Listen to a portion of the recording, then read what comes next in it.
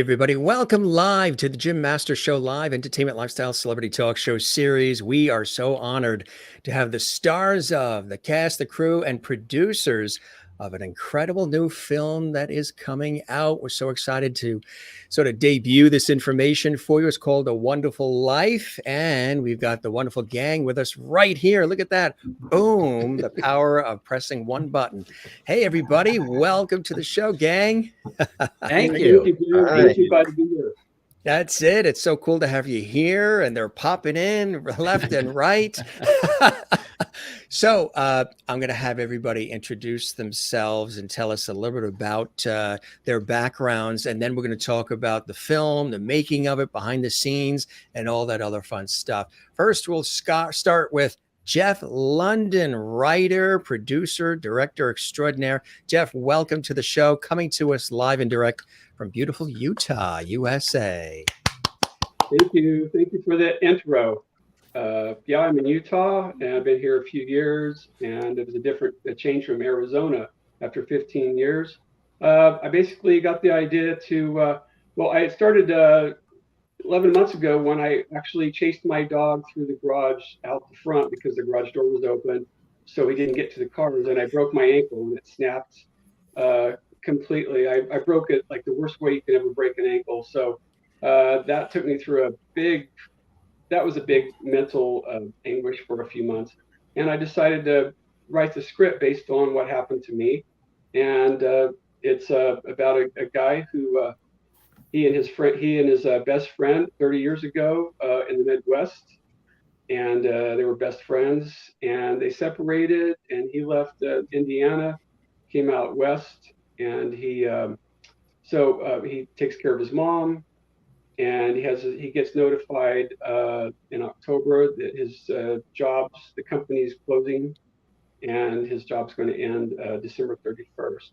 So and he broke his ankle 8 months earlier, and his job is ending, and now he's dealing with his friend contacted him, his best friend from 30 years ago, and he wants to come and visit him, and the guy just, his name is Bailey, and just decides that he just can't deal with much more.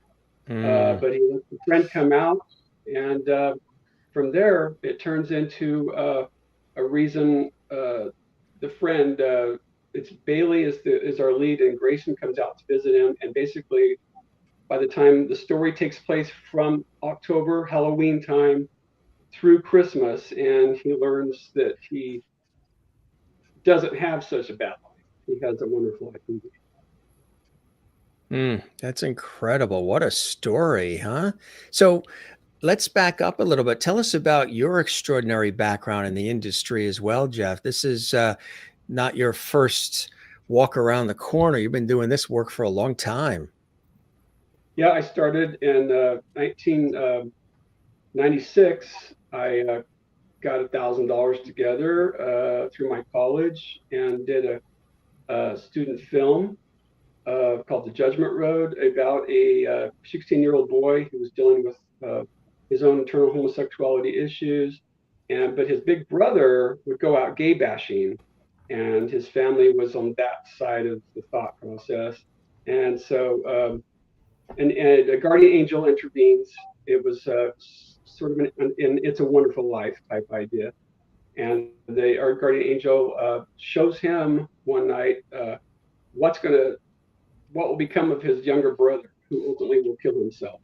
And we shot the whole thing. We shot the suicide. We shot everything, and we shot for about 5 days, and it's quite powerful enough that my instructor said, "Hey, Jeff, you might want to enter this in the regional student Emmy Awards."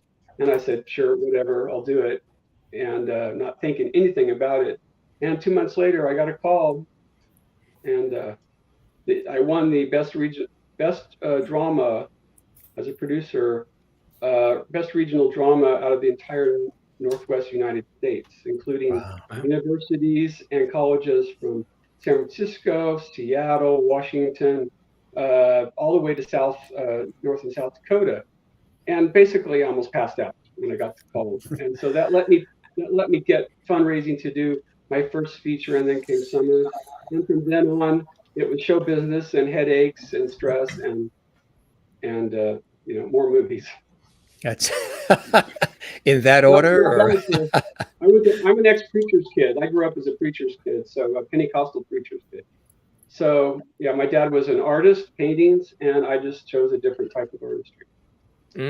Wow, that's absolutely amazing.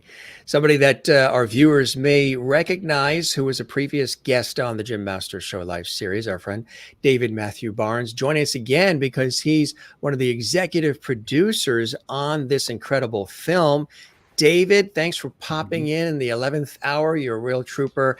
How have you been, my friend, since you were here last? I've been very well, Jim, and you're one of my favorite people, so I'm always happy to see you. But yeah, no, I've As my been doing father very has well. always said, when somebody says something kind or nice to you, he told us this when we were 8 years old. Whenever anybody says something kind or nice to you, ask them, Jim, to please put it in writing and address it management.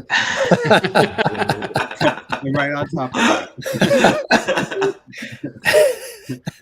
No, it's wonderful to be back. I'm a very faithful viewer as well, and you have the best loyal watchers, viewers, fan base that I've ever known. The nicest people. So very happy to be back here. The Lovity Squad, the Lovity Squad. You got the taste of that Lovity in the beginning. So you came back for more. You were running dry of it, huh? That's what it is. And Ben is here. Hey, Ben, welcome to the show. It's good to have you with us. So a colorful background, shirt, the whole bit. Welcome. Thank you. I'm a big hero in the half shell, huge kid at heart. Always have been, always will. Just grew up watching Saturday morning cartoons, kids movies. I worked a video store and a movie theater during my high school days. Grew up in West Colorado, born in Wisconsin, and I just knew since the age of 5 that I loved to entertain stories through theater, talent shows, and then eventually, without really realizing it, I wanted to be a part of film. And it wasn't until I transitioned from Colorado to Vegas that I ended up moving there to pursue my career as an actor. And a year turned into 20 years, and I got a chance to perform in Las Vegas Strip as Ash from the Evil Dead musical 4D, and a couple of other productions along the Strip, and have a number of movie posters, Cirque du Soleil's Beatles Love, that I got a chance to work with that team at the Mirage Hotel. And about past 6-7 years, been working in film production, both in front of and behind the camera. That's been a huge thing that I think has been helpful as an actor to know how important it is to seek out opportunities, not just in camera as well. Get a chance to be a PA, take that opportunity, because you'll learn such an immense amount of knowledge and material on just how productions are run. And you never know when an actor drops out, that they know if you're hungry enough and capable enough to do it, that they will put you in, whether it's background or a featured role. I'd say that that's happened more times than I care to count or go into, but it also just gives actors a great deal of humility, and also understanding, I had a habit of leaving water bottles all over the set, not cleaning up after myself, or I kept losing my cell phone and just had to be babysat. And I kid you not, the best quote I will never forget is from Alfred Hitchcock, when he said, "I never said that actors were cattle. I merely said actors should be treated like cattle."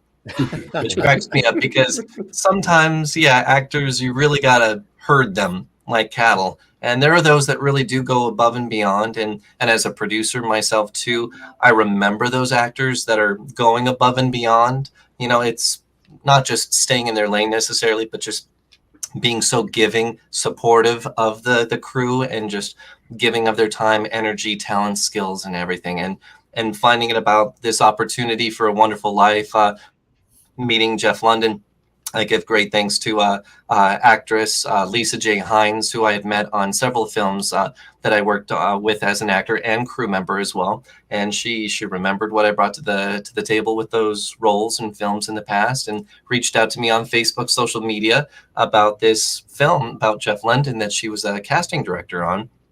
And so got the chance to meet Jeff and do a online Zoom audition, which was my first time doing that too as well. And first feature film as well with this, important love story, featuring two men, which I find sometimes, again, it's a little tricky when content, especially LGBTQ related content, tends to focus more on the old house, hot, chiseled, ripped, shirtless guys, sex scenes. That's what's going to make the big bucks. And I applaud the fact that this and just relatability, that it feels so much more natural and relatable, and just it doesn't feel fake and artificial. It's like we're trying to tell a natural story, one that Jeff has created. And meeting David through many mutual friends, to co-star who plays Bailey, and just been messaging each other for weeks. It's like we're already getting to know each other so much over these past several weeks that it's like, oh my gosh, it's making it so much more comfortable and natural. Given that, I got to kiss this moocher, this guy up here. So it's like, it's a lot easier now. No, all for you. But this is a guy who I'm comfortable chatting. But again, it's just, I did Rocky Horror Picture Show. My first short film in LA was an LGBTQ. I had to strip naked and jump into the Pacific Ocean. So I never realized that I actually would be that comfortable to do that as an actor.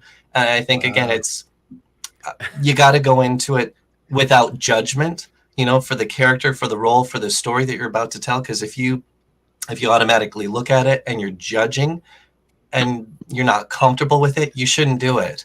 Actors should certainly have limitations. You should never do anything that is going to jeopardize or go against your personal values, beliefs, faith. Again, that I felt that with this particular story, I just applauded it. Again, it was taking a high road than going for the lowbrow type of content that just pushes the sex and the hotness more than anything. Not to say that I'm not hot. I mean, maybe in my own little dorky, nerdy, geeky way, maybe I'm a little.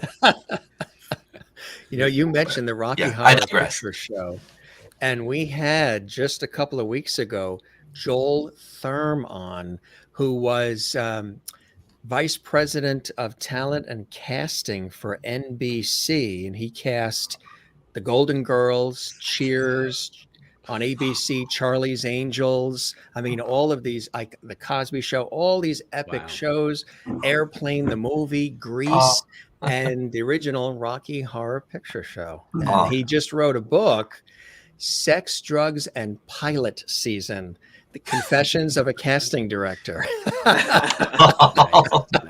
That episode you can binge watch on our YouTube channel. I was just going to say, got to check that out too. It was terrific. He was a great guy. Yeah, legend. And you learn a great deal when you wear a pair of heels. Guys, actors out there, I really challenge you. If you have never been in a pair of heels, you will have so much respect for women with what they go through in trying to walk around in heels. It is not comfortable. It takes a lot of skill. Which we fortunately don't have to wear heels in this film, so we're good. We're safe. I made sure to request that of Jeff. There's no heels. I'm already 6'1". I'm tall. I was saying to you guys beforehand that the ones that are involved in this production, they're not here right now. We'll have them back with you guys back, as it gets closer to the release and all. But I think that they all made their hair appointments for the same time today. One, of course, our friend, actually, I think she's on a project right now, who really was one of the catalysts with this situation, is our dear friend Elaine Ballas. Anybody want to talk about Elaine, since she's not here, and how she got involved? And because I know she's super pumped about this project. Jeff, did you want to mention it? Yeah, Elaine, I have an 8-year history with Elaine. This is the first time we've been able to work together, and she's been trying to work with me for years, but this is the last movie I did was Best Day Ever, and that was 8 years ago. And I don't know, I got wiped out from movies, and I took an 8-year hiatus. So we were going to do a horror movie quite creative horror movie titled Pizza Boy Massacre, which became sort of a small sensation just based on the title. And there's even a Facebook page, almost 600 people waiting for this, fans waiting for this movie to be made. And I cast Elaine in that. And then I uncast everybody because we didn't do the movie. And I thought, well, I better stick with what I know. And years later, if I'm going to make this 8-year comeback type thing, I need to write something that's really, really special. And, we all change, we all evolve as humans, and I've evolved. So we're going to do Pizza Boy, I think, next. But that's how I met Elaine. Elaine is a spitfire. She has lots of energy. She has good ideas. She likes to call me at 2 or 3 in the morning.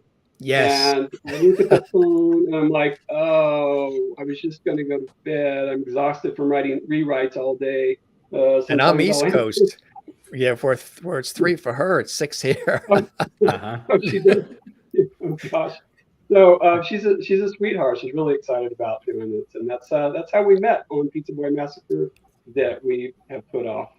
Ben, I think you started something. You hit a chord with the ladies who are watching. Kathleen in New York City says, I don't do heels. They hurt too much. And Maureen in Arizona says, heels are horrible. I'm tall, so thankfully I don't need to wear them. Give me my sneakers. I know, that is amazing. It's like we're living in a time now where just there's so much change now, and women are not obligated to have to wear heels. Be comfortable in what you wear. But I think at the same time, you want to dress to express yourself. You want to kind of show off that personality, and that is totally, my style and kind of how I dress, and that has led to a lot of great opportunities as well, and just meeting casting directors and leaving a fun, positive, loving, supportive, kind, goofy, silly impression with people. Well, one thing that we can all confirm here on the Jim Masters Show Live is that Ben is definitely not a heel. No, I'm a slipper and PJ cash kind of guy, which obviously I won't be dressed so pop culture-y and childlike in A Wonderful Life. So that's going to be my biggest acting stretch ever, is to play normal to some extent. So yeah. David McMahon, welcome to the show. It's so great to have you here. Tell us about your wonderful background as well, and how you got involved with this incredible movie that's coming up. It's hard to follow Ben, but any heel stories? No, I'm wearing a collared shirt, which is, I usually am pretty casual myself, but I will tell you that I have the camera on the one part of the house that is not a mess, because 1 week from today, I'm moving. So the entire house is upside down. So going from Florida to Connecticut. So, oh, you are? Yeah. Yes, that's where I'm from. So I am returning back to the motherland. Oh, that's fantastic. Yeah, I'm super excited. What part of Connecticut? Windsor Locks, like right up by the Mass line, by the airport. Like I could walk to the airport there, that Bradley International. Yeah. Connecticut? My grandparents, that's where they're on my mother's side. That's where they're from. Yes. Nice. That area. I grew up there. I got all my family's still there. So it'll be nice. It'll be nice. So your family used to shop at Geisler's? Oh. You spend they have the best Riverside chicken salad. Park? Oh my God. Riverside? Oh, Riverside. That's like that's right down the road from me now. So yeah, we have my mother's side is from Connecticut and Massachusetts. She's the youngest of 16. Oh my God. And my grandfather, or I think at one time they owned maybe about a quarter of that town in northern Connecticut, Windsor Locks, north of Hartford. And so we used to come up to Connecticut and Massachusetts every summer for about a month to visit all the relatives, all in the greater Hartford area, West Hartford, Glastonbury, and you name it. Yeah. And my father's side, originally New York. And so we grew up out east on Long Island, but always would come up to Connecticut and spend the summers. Good old Long Island. Long Island. And I never say it with the G. I don't know where those people come from. They must be in movies and TV. All named Vinny? I don't know. It's very true. So, did you want to elaborate beyond Windsor Locks, or? Yeah, I let's see. I guess I've been acting for a little while. I kind of had a start with theater mostly, like a lot of kids. I did a lot of high school and college productions. And then when I graduated college, I was like, well, I've got a degree now. I need to grow up. So I stopped acting for a long time. I just focused on the career, and I'm a writer. I work in advertising. And it's funny because I always thought I would end up writing, scripts. Like I thought that'd be my way into Hollywood. But now that I write full time, 9 to 5, the last thing I want to do in my free time is write. So that has not happened. I just don't have the discipline to sit and write a script. But I do. As far as acting, I always loved theater. And then about maybe 10 years or so, I got into my first little extra role. They were filming something in Albany, New York, some horrible zombie movie. And I was just an extra. And then all of a sudden I got promoted to a featured extra. And then all of a sudden I had a line, and all of a sudden the bug bit, and I was like, I must act all the time now. So I just started. There wasn't a lot going on where I was at the time. I got down to Florida though, and there was a ton of film schools here. In Orlando. So I was just grabbing every opportunity I could to get experience, and it was great. And I ended up kind of going down this rabbit hole where everything I was playing was in a horror movie, which, independent film horror is what sells. So a lot of, the smaller independent filmmakers are doing those. But my family's like, can you ever do anything wholesome? Like you're either a demonic priest, or you're the father of the Antichrist, or you're. So I am thrilled to say that I am finally playing a wholesome role. And it's funny because I was a fan of Jeff's films. I had seen most of them. And before we even made this connection for A Wonderful Life, I had messaged him years ago. I had just seen Best Day Ever. And I thought that was really well done. And I liked it for many of the reasons that Ben was saying. It's because it was like everyday people. It wasn't like this typical, LGBTQ story with these, ripped, granted I'm ripped, just kidding, I'm not. But, these really just, put your arms down, Ben. I'm stretching. 2 tickets to the gun show over here. I'm like, look. Anyway, so... But no, I love that he tells a story that's just kind of atypical. And I had been wanting to get more involved with playing, or getting involved with those projects. And I just couldn't get myself out of the horror world, which I still love. Don't get me wrong. But when this came around, I was just thrilled. I was happy. I was thrilled that he was looking for actors that were more of my age range, more of my less Hollywood look, and I'm thrilled. And like Ben said, we've been chatting. I think we're going to have great chemistry.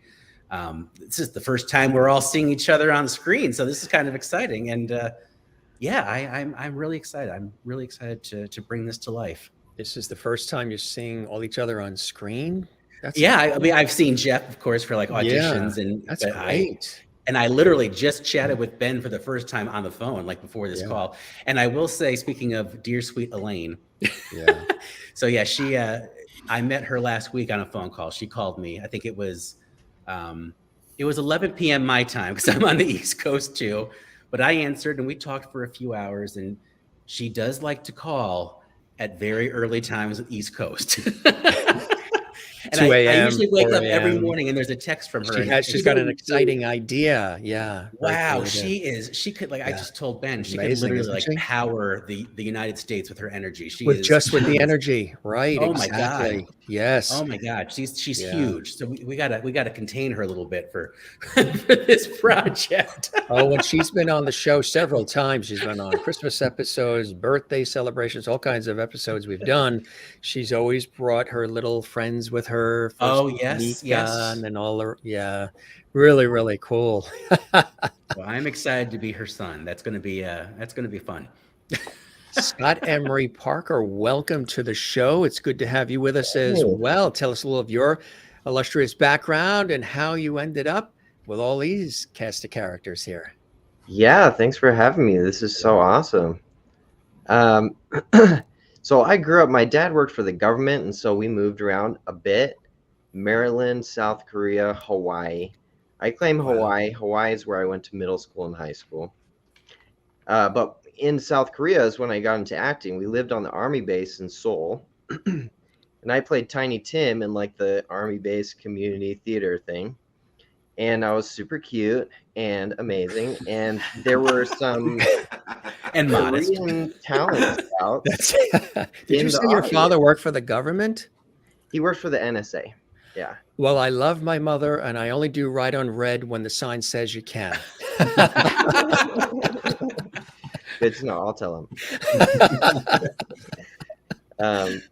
But yeah, when I was playing Tiny Tim, there was a scout in the audience, a Korean like talent scout, and I ended up getting a role as the main character in this like Korean TV show that was to kind of help Korean kids to learn English. So it's called Hi Dennis. So I was did that show for a while, and that was fun. I did some voiceover work as well, and I just loved like all the attention. And then in high school, I did theater, and we did like the Crucible and Les Mis and a bunch of fun, like a murder mystery and stuff. And I just loved it, and I thrived, and I won some little high school awards, you know. And then did it in college, did theater, and yeah, I've always loved film though. Specifically, theater was easier to get into, but during my teenage years, I saw the movie In America by Jim Sheridan, and I was just like, I didn't even know movies can do that. It's just so beautiful, and it's just about regular people, and just kind of the emotional issues of family and stuff like that. I think that's why I'm so drawn to this project, is because those are some of the most compelling stories to me. Like, you know, people's relationships and family dynamics and stuff. I ended up going into psychology because I was also really interested in that. And so my kind of day job is therapy. I'm a therapist. And but there's nothing that has been more fulfilling by far than doing a production, doing a show. I've been in some student films and stuff. So I'm playing Cousin Jimmy. I'm playing Grayson's cousin. I'm so excited. And this is kind of like me getting back into it more. And yeah, I love the script, and it's nice to meet all you guys. It's nice Likewise. to, yeah, absolutely. Yeah. Good to see you as well. Thanks for that great story. BJ's in the house as well. BJ, welcome to the show. Tell us a little bit about your fabulous background and how you got involved with this project. Well, you know, much like David, I did some stuff when I was a youngster. 4 years old, I started.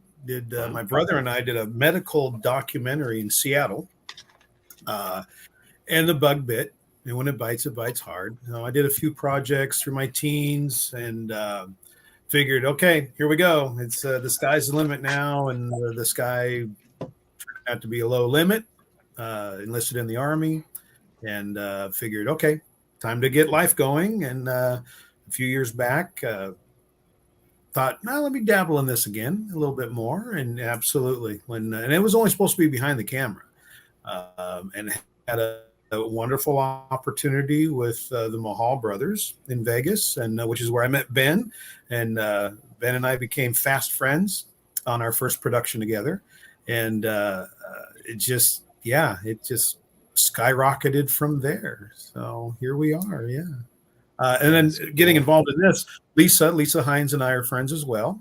And she brought it to me. And I looked into it and thought, wow, it's a cute story. It's not a horror. Same thing. Family going, oh, you're going to do anything that doesn't involve blood? Sure, why not? Not another Saw movie. Not yet. When I found out that Ben was attached, it was a no-brainer. It was I had to get on board and support my friend. And I love the fact, again, that BJ is also coming at it from both sides, you know, working as an actor, but also has worked production behind the scenes. And I'm sure can also attest, has learned a great deal being behind the scenes, learning how productions are made, getting to have that kind of just be able to counsel, advice, see the process of what a budget goes into making these hundreds of thousands of dollar films. And yet here, Jeff London is also able to accomplish a rare feat that many filmmakers it's their main obstacle is, oh, we don't have enough money to tell this story. But Jeff creates these stories that he's able to do for next to nil. You know, that every single dollar you will see on that screen that's paying for the cast and crew, that's you know, giving us all the opportunity to tell this story. So, and we had a successful, incredible Indiegogo campaign that we surpassed. It's still going on for a few more days. So you still got a shameless plug-in for Indiegogo. You still got a chance to be able to go on Indiegogo as well for our completion funds and take us to that $7,000 next goal hit. Well, and in addition to that, Ben understands as well on projects we've been on, not just what you can raise through crowdfunding and social media, but utilize the resources that come with that. You know, I'm in business. I have lots of resources I could use. I was also in law enforcement. I have a lot of stuff from that, right down to a police vehicle. So, you know, instead of, oh gosh, what's it going to cost to go and rent that vehicle? Well, okay, BJ's got one, and BJ doesn't have a problem bringing it with him. Nice.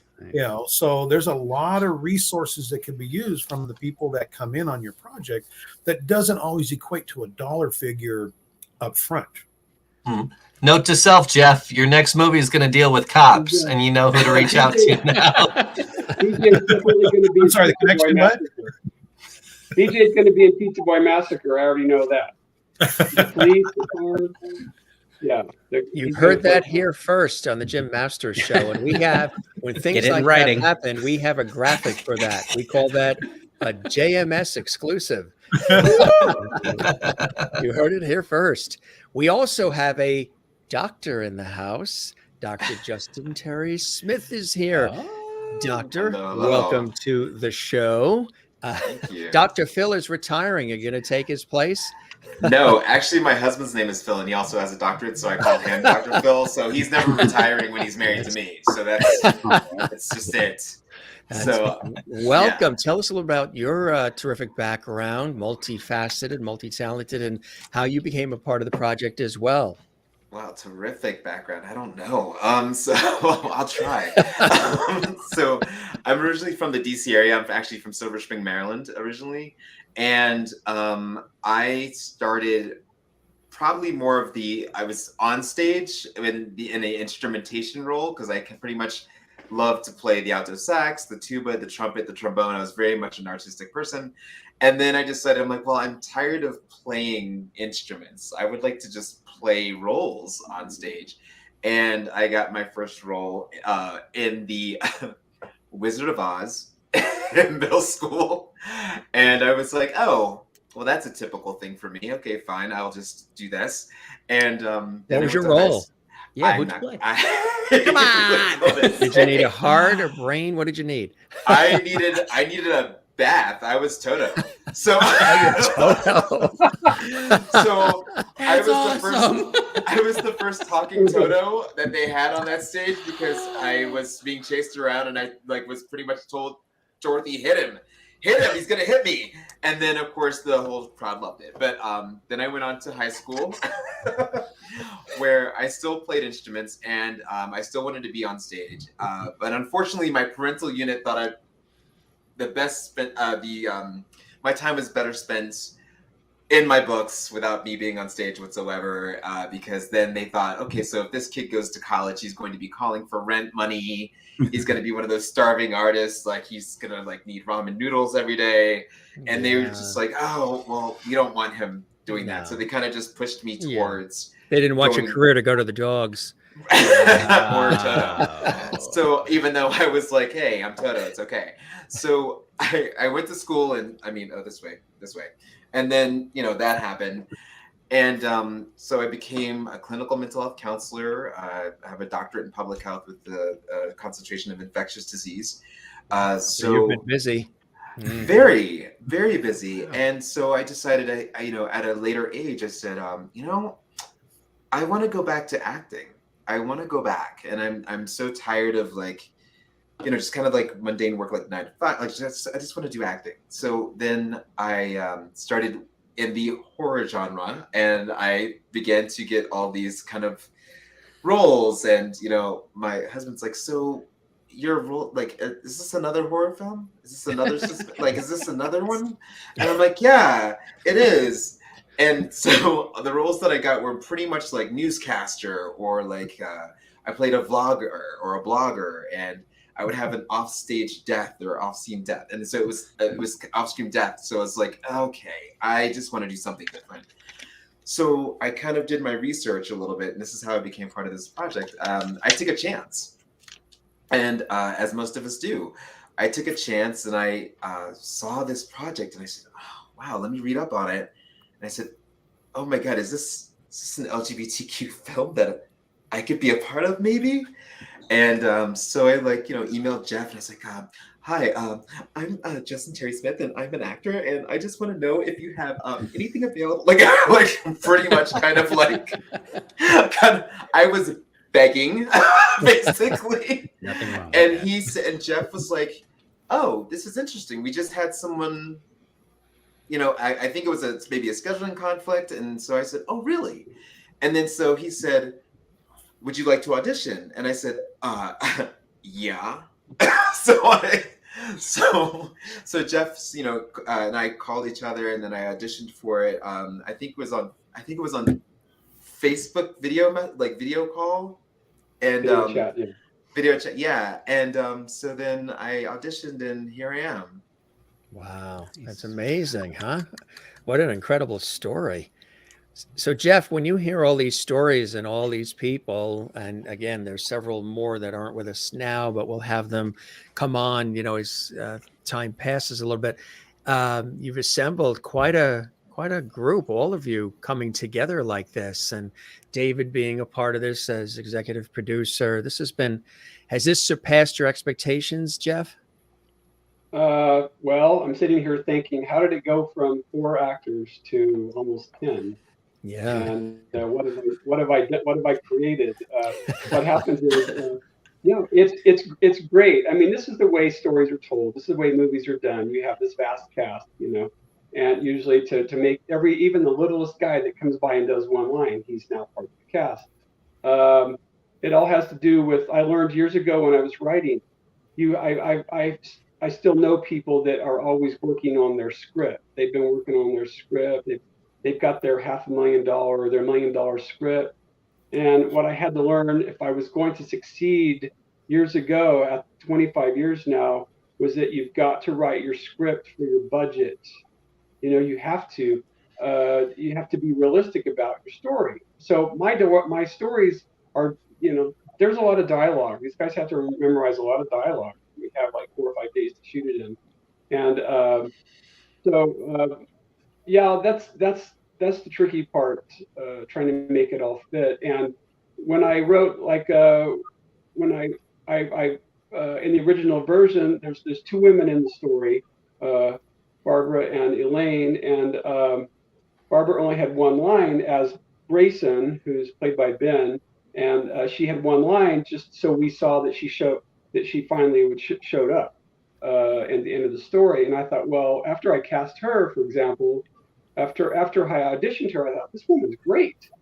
I'm not going to bring her to the set, from Arizona over here for one line just to be in the movie. And so I was up till 4 o'clock for about 3 weeks, fitting all these people in, fitting rewrites, adding some dialogue. I'm like, she's great, and I'm going to give her this scene, and he's good. And BJ, by the way, also came on board as an executive producer. And I had this small part in the opening, and BJ was perfect. And I thought, he's acting. He's an actor. I'll ask him. Maybe he has time. Brought Justin on because Lisa and I had a scheduling conflict. She's really booked solid with movies, and she said, I'm still there to support you. I mean, this is great. And she's going to be in the movie. Actually, we found a way. She messaged me and said, I have this idea. So she'll be in the movie. She'll be she's an associate producer because I couldn't put her in the movie. And but she's going to be on the wall, for example. She's going to be in the collection of family pictures. And I found this great picture of her I won't say what show it's from, but she's sitting in a classic automobile from a very famous WB show, and that's going to be featured on the wall. And you figure out what show the two brothers used to drive around in the car, and I just gave it away. So just stuff like that, little Easter eggs, little Easter eggs. She's been great, helping me do some casting, and Justin is replacing Lisa because Lisa couldn't be there, so Justin called at the right time, and so yeah, I kept having to add characters, and I thought I'd like to see the story go like this.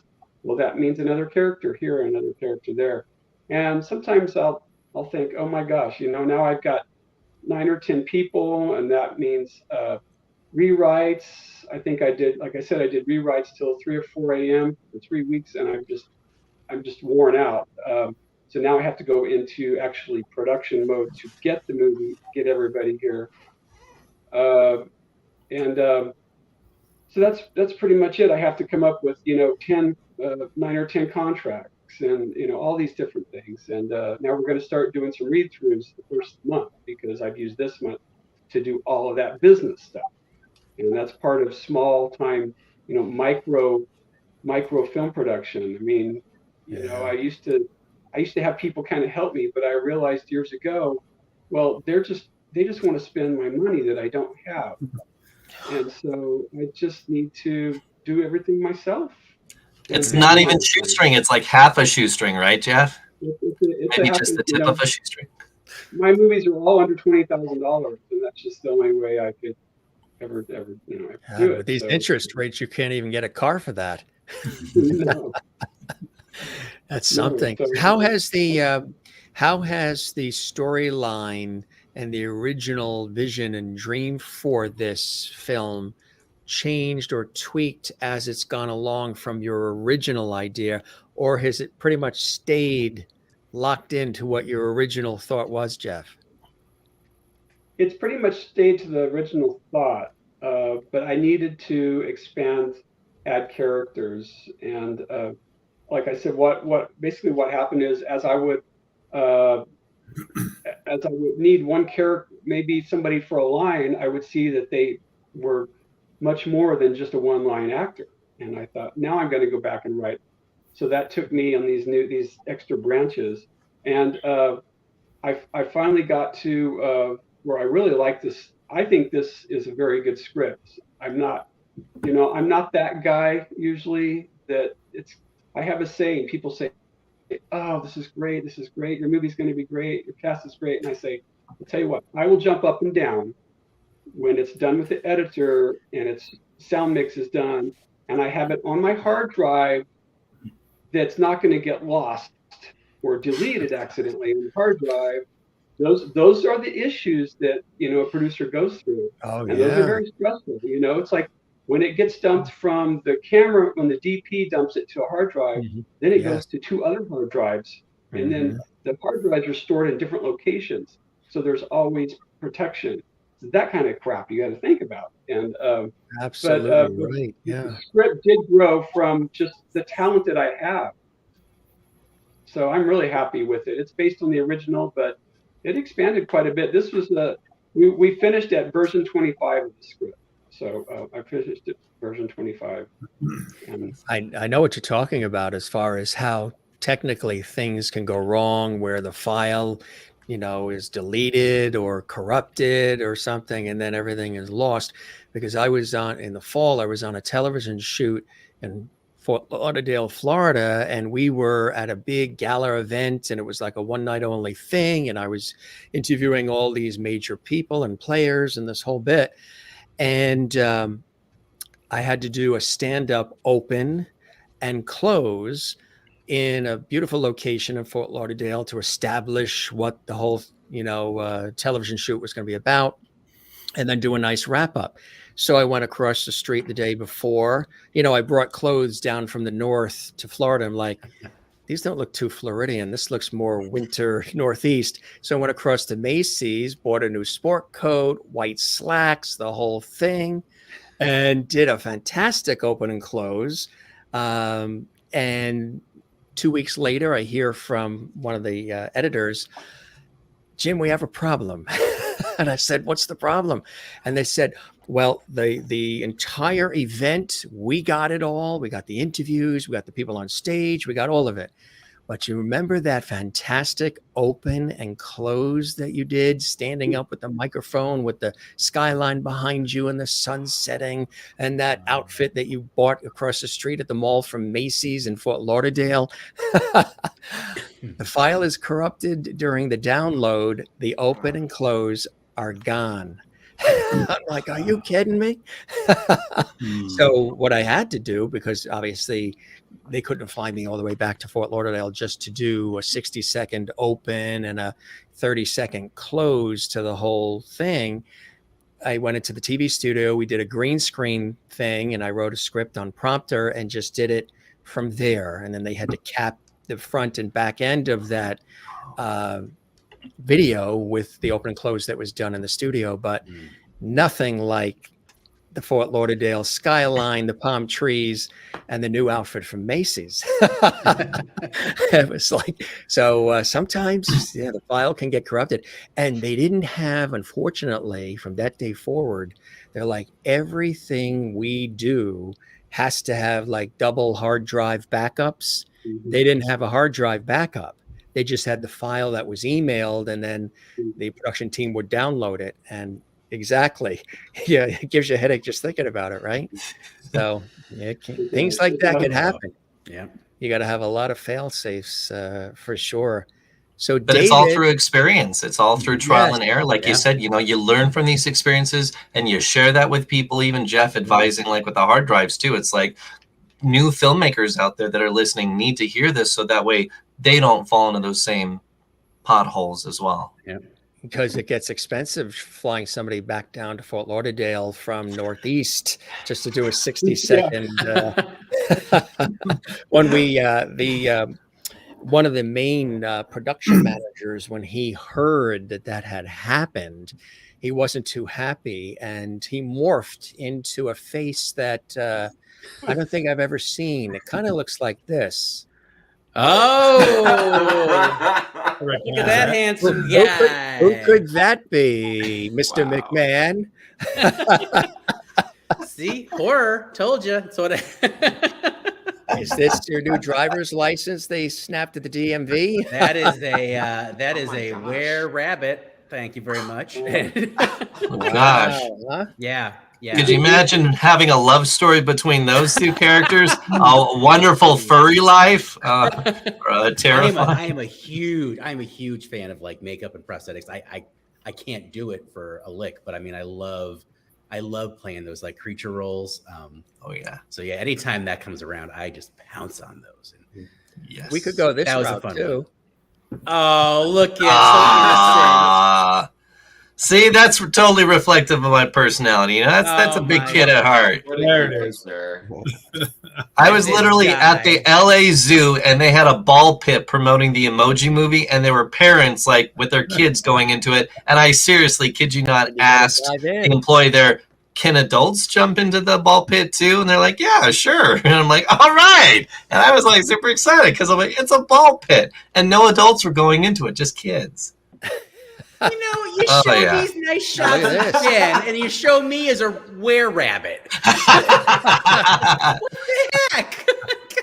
Well, I've led a wonderful life. You've led a terrifying life, David.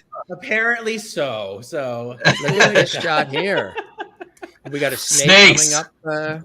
Yeah, why did it have to be snakes? That was from Bus Party to Hell movie from writer-director Rolf Konevsky through the Mahal brothers, which I had worked with on a good 12 of their films in Las Vegas, which is what led me to meeting BJ Mazik and Lisa J. Hines. Vegas, again, surprisingly, has a really good, strong, independent film community. Yeah. One of which, again, I continue to advise any actor out there, wherever you are, you don't need to be in LA to be successful.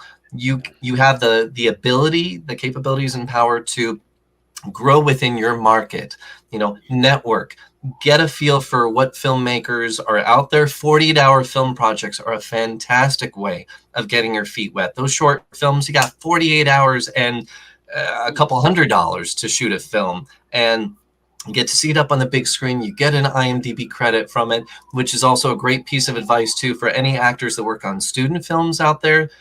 Films in general that don't offer pay. And I read this in a book, a great book, Self-Management for Actors by Bonnie Gillespie. Definitely check it out, 4th edition.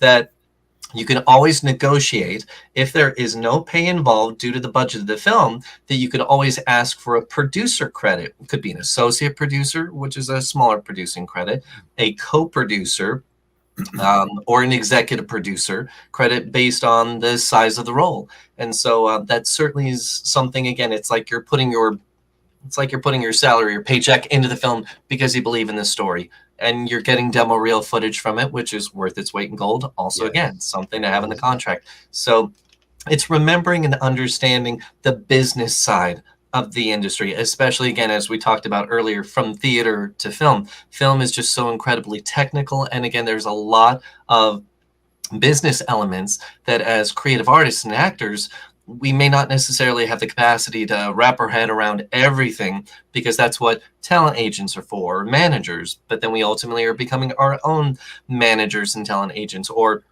submitting self-tapes now instead of in person, which means we got to direct ourselves, wardrobe, lighting, sound, everything. So it's just, it's thrown a lot of hurdles, obstacles, and challenges for actors to really be successful, to be seen, to be out there. But you, at the same time, technically, we've got social media. We've got the capacity and ability to get our content, our brand out there, much like what you did, Jim, with your show, and highlighting and spotlighting an array of incredible talent out there, that you are an incredible contributing force in being a part of that, and just allowing everyone the chance to shine, while also just building and creating some great, strong relationships. So there are no obstacles out there that we as creative artists, as storytellers, can't get past, unless we ask someone, hey, I'm having this challenge. Do you have any advice or anything that might be able to help me? It never hurts to ask.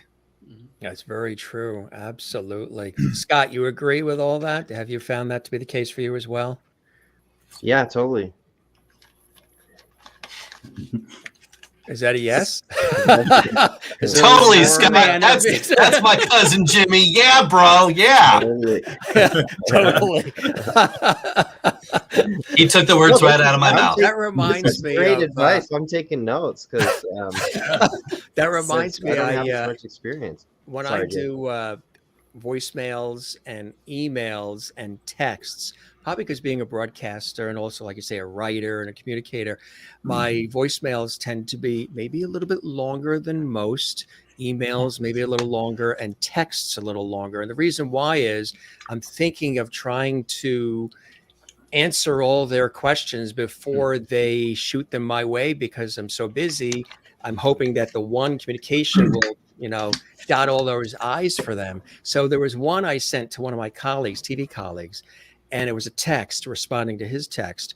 And it was like, I had everything there, everything laid out, well thought out text, probably deleted it, retyped it a couple of times.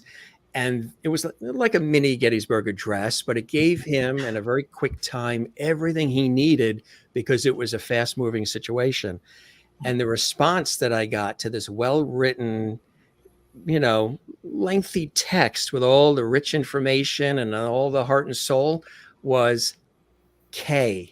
And then I said, wait a minute, I don't even get the O with the K. I don't get okay. I just O-K-A-Y. 20 minutes to write this. I just get K. Like the thumbs up. See, nothing beats live, face-to-face personal interactions, engagements than texts or emails. Yes, and again, it's what we talked about, building relationships. Just like, again, when you're on set, when you're at networking events, it's just being out there and just expressing yourself, showing your brand, being a positive, supportive, kind, just person to others, and just being appreciative of the art and what others are creating, whether you're a part of it, involved in it, or even if you don't know anybody, to just go there to film festivals and movie premieres and just support producers will see that. They will recognize support, and when that right time comes, a door will open for you. I guarantee it. It may not be when you want it to, but the right chance and opportunity most certainly will. If you are more about coming at it from a we perspective instead of me, self-centered, Right. self-focused, how can you help me, work my way up to become a star, which again is a big, again, another challenge and obstacle for actors, to just be more about others. How can I help you tell your story? That's why I loved hearing Justin. It's like hearing about this story that he was Yes. passionate about, wanted to be a part of, and took that opportunity and reaching out, connecting, not like, hey, Jeff, I see you've got this movie, I want a part. It's more of, how can I help you, Jeff? Tell your story. I would love to contribute however I Yeah. can. And just, again, those Well, opportunities come. And I Is that think what you that's thought, Jeff? powerful. Is That's that what you amazing to thought, hear. Justin? Is that what you thought, Justin? I mean, it's pretty much, yeah. I mean, Ben's right. Right, Ben? Yeah, exactly. We talked about this before the interview, right? That's exactly. Well, the evidence of I all mean, of this there you is go. how quickly all of you, including others who wish that they could be here, but they have projects, shoots, and other things that they're doing, but they all wrote back and they want to join us later. But the swiftness in which each of you responded to something that we really, Jeff and I, put together in a New York Minute, just, 48 hours ago, whatever it was, Jeff, when actually Elaine mentioned it first to me, because she's always sending people our way because she loves the show. And then she mentioned the movie, and I did a little research. I said, this sounds great. If you can come on. She says, oh, Friday I have the shoot, blah, blah, blah, but I'll be back. But get Jeff on. He's all excited. Get Jeff on. So I said, Jeff and I were talking, and I said, any way to get other cast on and producers, and let's make it one big thing. And then Jeff was like, emailing you guys and bringing it together. Then we're emailing back and forth and sending you guys, what the show is about, what we're going to do, the time and everything. And even BJ, BJ just signed on 3 hours ago. To be fair, I'm a media whore. And I will show up. He's missing a friend's bat mitzvah for this. But I tell you, it's really great to have everybody together like this. And this really, really sounds like a terrific, terrific project. What's the target, Jeff, for this? Do you have a target, or are you just going as you're going? Our target market or audience? Target as far as release. Release October, late October, so it times out with the first part of the movie theme, which takes place on October. Right. We have storm warnings in the script. We have a couple of newscasters giving storm warning reports on TV, and sound effects outside to create some kind of environment while they're talking. Storms, rain, wind, and then it takes place in the story. Does sort of a half towards the end. Part of the story ends, and then it continues into Christmas, and it ends on Christmas Day. That is fantastic. And speaking of target, is there a certain audience? Is there a demographic, or is it for everybody? Well, it's for everybody. It's a story that you can fit any kind of characters: guy, girl, guy, girl. It's an LGBT. It's a gay romance. It's a gay holiday romance. It's like a gay Hallmark holiday romance, but with more depth and more to the story. And and you'll know what I mean. Hallmark is, we all love to sit there and have a guilty pleasure with Hallmark and eat our pizza. There's no Christmas prince in this one, although Ben might be a prince. And the same actress doesn't come back every year to fall in love with a different guy. That one I can't. And Jeff, it's like what we talked about before, is that the audience for this particular story is going to be a bit wider because of the fact that you're not reducing this love story to cheap parlor tricks. And again, the whole sex sells in these general types of stories. So I feel like that it being a more natural story of friendship that grows into love it doesn't feel smutty. And I think, again, that's what oftentimes can turn off people with the latest release of Bros, the LGBTQ comedy that was in theaters, bombed at the box office. And that was a big budget romantic comedy movie. But there were certain elements, again, we won't go into as to why perhaps it wasn't sellable or didn't do as well. But I think, again, it's definitely, it all comes down to story and, you know, just what value this story is going to be adding, inspiring, motivating others that may also be questioning, you know, the friendships they have in life or love, those who are searching for it, where they may be able to find it and what they're willing to go to, what measures to be able to take that leap of faith to find it. Well, these were the kind of stories I became known for, because these are just, I didn't start out my career to be known for these type. I told myself I wanted to do some films of value that made a difference in the world. Whether people agree or not, I feel like we're all here to contribute something to the world instead of just wasting our time while we're here. Which a lot of people do. And so I used to have I used to have Wolf Video, was a distributor of my movies for years. And then when the DVD market crashed in 2008, they went just VOD, and you know, people lost their livelihood when DVD and CD market crashed. Filmmakers, musicians, everybody overnight. And so, you know, I said, well, I'm thinking of retiring, or I'm thinking of maybe changing my style. And the assistant to the company got on the phone with me, and she said, Jeff, I'll tell you something. You're the only gay filmmaker that makes this type of movie. It tells the Americana, the small town Americana, hopeful type of feel good ending movie. And so you need to consider that before you think about retiring or changing your style. I mean, I love horror movies, and I want to do Pizza Boy Massacre just because it's fun, but it's not going to be like any other horror movie. You know, it's not going to be like an asylum thing. It's going to be a throwback to the 70s and 80s when horror was creepy and frightening. But that's a different show. We're going to talk about A Wonderful Life. So, but that was that stuck with me all these years when she told me that, and I realized, wow, you know, just when I think, I don't know if people appreciate my films, and I don't need everyone to appreciate my films. They can rip them up if they want, but I do the best I can with the money I have, and I always try to have great actors, because that's 90% of it right there. But at the end of the day, if I can make a difference in people's lives, and then I'll suddenly get an email or a Facebook and say, Jeff, I've been watching your movies for years, and where I watched this movie and it just touched me and I've had incredible letters from fans, you know, things like it changed my life. It made a difference in my life. What I was going through at the time, it just hit at the right time. And that's all I need to hear. And then I know I'm doing my job the right way. That's really fantastic. Yeah. No pressure for us at all. We're going to give people the feelies. That's what we're going to do. Yeah. So I've got you guys.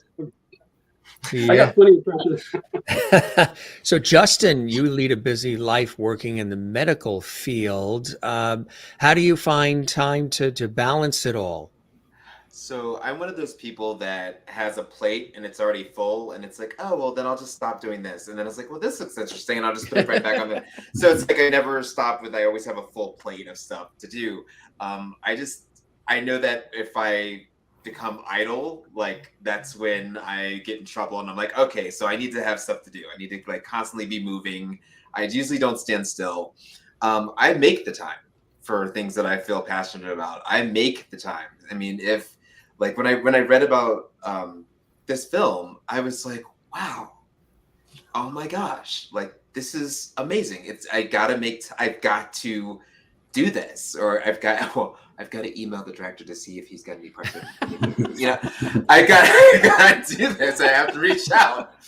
So I just make the time, and I think that for things that we all feel passionate about, that's what we do. I mean, that's what we do, and that's who we are. Absolutely. And BJ, you would agree with that pretty much, huh? Oh, absolutely. Yeah, this is it's a passion. A lot of it is a labor of love, especially if you've written and now you're directing what you've written and trying to put it all together. I've got a couple projects like that as well. yeah, and you collect friends. Again, the only one I know is Ben. But hearing that, and I always saw the script as being an homage to the original "It's a Wonderful Life," and then now listening to Jeff and everybody, I think I'm going to be Mr. Potter. So I'm not sure about that one. No spoilers. JMS exclusive. But no, it's. I think it's going to be a great project. Looking forward to it. I know a lot of my friends and family are looking forward to it, especially since there's no blood. Yes. We know. I didn't see version 26 yet. It's coming. And no sex. Spoiler Yeah. alert. So, and you know what? The folks that are watching, we're getting the scroll underneath with the messages and everything. So, Yeah. Terry Ann, I hope you're feeling better. I hope things go well for you. Yes, she's sending blessings and all, and there she is there. Wonderful to be here. She had some health issues, doing better. And Good. Maureen, who has worked in the healthcare field for years and years and as a nurse in Arizona, never a dull moment in the healthcare field. Every day brings new surprises and adventures. Yeah. She's supposed to be retired, but she went back in part-time because they called her back in and she loves it. She's like, Just when she thought she was. just when she thought she. No rest for the best. No. I actually met her, and I met Kathleen Walker, one of her other viewers watching. And Maureen came to the New York area, came to New York City, actually. Her sister was having a birthday, so she flew from Arizona to be here with her sisters. And she had contacted me and Kathleen Walker, who lives in New York, and said, I'm coming east. I hope we get together. I want to meet everybody. So we arranged to get together. And I said, hey, here's a good place. I don't know if you guys have been there, but we'll go to Sardi's and we'll have dinner at Sardi's. And then I said, and then we'll do something fun. Maybe we'll go to Madame Tussauds Wax Museum. Yeah. So we'll get the tickets. And, every time you go, there's different exhibits. So we had planned to do Sardi's and then the Wax Museum after. And this was around December. We got together at Sardi's. We were wine and desserts and food, entrees, salads. I mean, it was on and on and on. We literally closed the place and never made it to the Wax Museum. So those $50 tickets went, but it was so fantastic. Yeah, she's a real one of our diehard lovities here on the show. And Terry Ann says, Jeff London, thank you. That's very nice. Thank you. Whose doggy was in the movie? Merlin in Ontario, Canada asks. Because it's the one that you see there, the dogs. Yeah.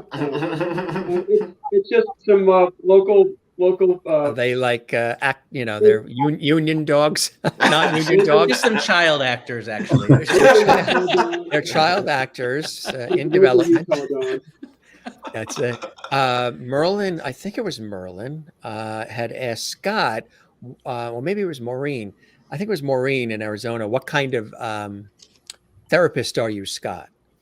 Oh, yeah. I'm a licensed clinical social worker. I have a private practice that's entirely all online.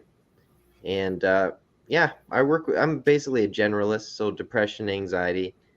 I do specialize, though, in OCD and ADHD and trauma as well. And Justin's a CMHC, clinical mental. Yeah, clinical mental health counselor. I use rational emotive behavior therapy, and I also use cognitive behavioral therapy. My specialty is veterans because I'm also a veteran. I'm an Air Force veteran, and so I also LGBTQ because I'm studying again for another piece of paper, certificate of human sexuality. Wow. You know what's so cool, Justin? Lifelong learner to the max. Yes. I feel so lazy. Counselor. Well, you won't feel as lazy when you look at my student loans. You'll just be like, oh, okay. Now, was there any forgiveness with the recent You know, For me yeah. personally, Did any of that help you? Of the student um, loans. Did it shave a well, little off? The I paperwork mean, sound have went somewhere. it's. I mean, I like that much, and then so my husband's actually was like, I was like, oh yeah, that's right, he did that 10-year thing, so he's done, like he has no more loans, and I'm like, I have more loans than you do, but it did help a little bit. It did. It did. David Matthew Barnes. Yes. How have you had time to do this? Because every time, you and I are chatting or I see what you're doing, I thought I was busy with all the hats I wear, but you're always, I'm just doing this and I'm now here. We just moved here and I just published this and wrote this and this is all these cool things. How have you been able to get involved as executive producer? That's such a great question. So I am a huge fan of Jeff's work. One of his earlier films regarding Billy is one of my favorite films. And Ben had mentioned relatability earlier, which is such a great word to describe the beautiful work that Jeff creates cinematically. And as a storyteller, I really admire the way he's able to explore human nature and the fragility of it in a really beautiful way. Certainly in regarding Billy, that was there. And so when this opportunity sort of found me in a really cool way, thank you, social media, I jumped at the opportunity to support this project. I saw some of the great actors that are here that were involved in the project, and of course, just being able to collaborate with Jeff in some small way and support his vision was really motivating for me. And I can't wait for the finished product. I know all the guys here are going to do wonderful work on screen to bring this really beautiful story to life. And I'm just, at the heart a storyteller, and this is an opportunity to help someone else share their story and get it to the screen, which I really like being able to help in some small way, as I said. So just really happy to be here and be part of this great project. I'm so excited to see what the project and the great messages in it do for people who see it. I feel like there's so many really, I mean, who doesn't need more love and hope in the world, right? At this time of the world that we're in. So if we can all do that collectively and have this beautiful finished product because of it, then we do what we're supposed to do as artists.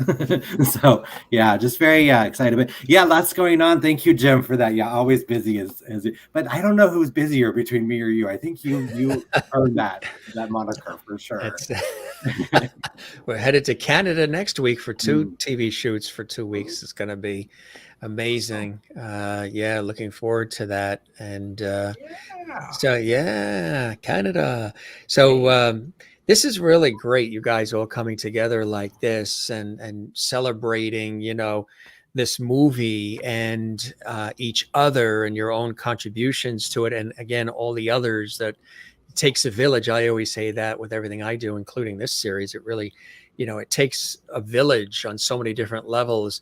What have you learned about yourselves? And I'll ask you guys individually during the time of this pandemic, where we've had this time to stop, breathe, think, take a look at what we've done, where we've gone, what we want to do next with our lives during this time of great pause, great change.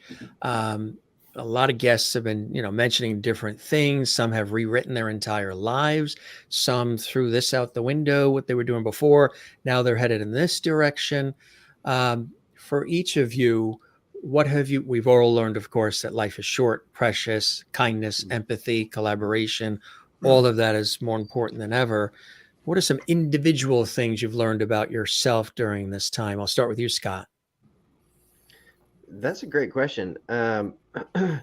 My life day to day didn't change that much because I work from home anyway, and also I'm an introvert, even though I'm an actor and like being extroverted, when I'm performing. But I definitely saw a lot of the impact of COVID, like on my clients, and I think it made me want to get back into acting, really, because, like you said, life is short, and I'm getting older, and acting's. I love being a therapist, but acting is the most fulfilling thing I've ever done, and so I started doing auditions, and that's how I got hooked up with this. But I think, yeah, just like it's never too late or early to pursue your dreams. Absolutely right. Thanks for sharing that, Scott. How about you, David McMahon? I think the big takeaway for the pandemic was I was working from home for a couple of years too. It's funny because I too am actually relatively an introvert until the camera's on. Then I can, but I think I really just realized how important family is. Being down here in Florida with my family up north, and I lost both my parents over the past 2 years, and it was really hard not being there for that. And I think that's the big catalyst now, which has me going back to Connecticut. I want to be there for who I have left, and it's just like, I don't know. I was never really the kind of person that always thought about family. I mean, they're important to me, but I just, over the past 2 years, it just completely started to define my life. So, yeah, I'm looking forward to tapping into a new film market up there. And of course, I'll be closer to New York City. So that might be some potential opportunities there. But yeah, it all comes down to just kind of realizing what makes you happy and what you want to aim towards.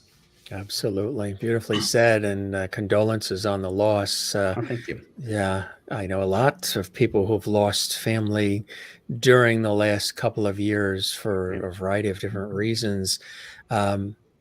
So love to you and your family. BJ, how about you? What are some things that you've discovered about yourself or that you've thought about during this interesting time in our lives? I have to agree a lot with what David said as well.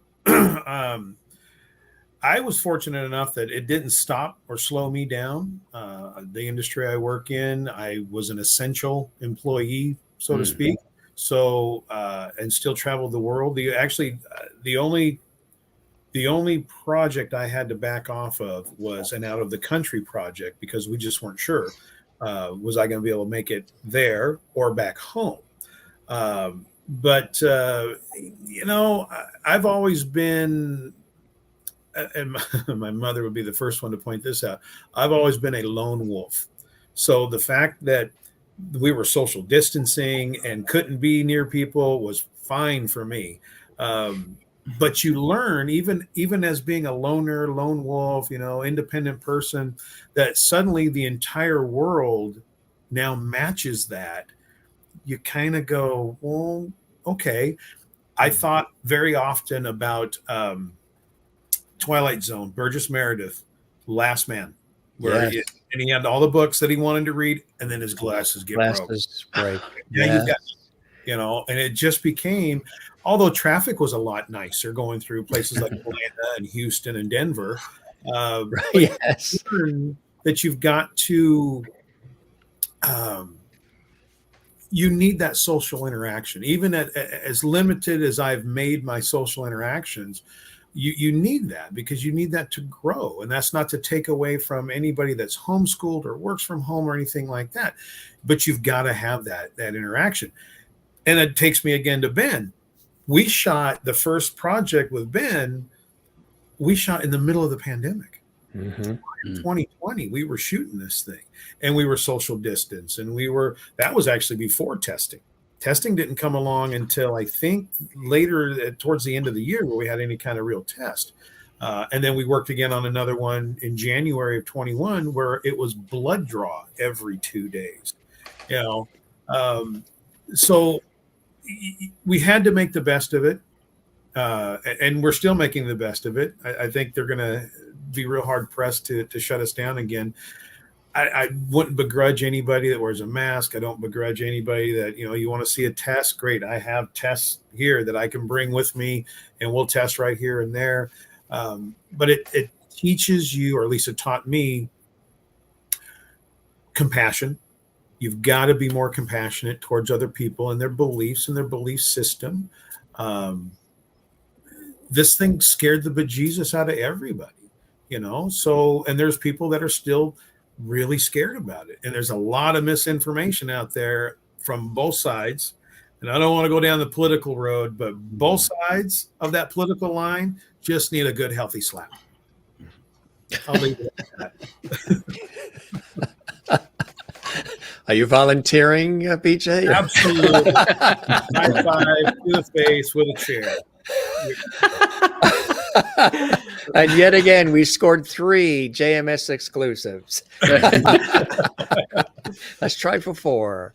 How about you, David? Matthew Barnes.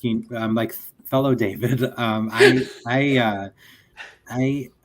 personally, I went home. I was away from home working for many, many years, and Sacramento's home where my family and childhood friends are and so forth. And I was incredibly homesick during the pandemic. I don't know if anybody else went through that, but just that sense of familiarity and, you know, a little bit easier, simple living, I guess, if you will.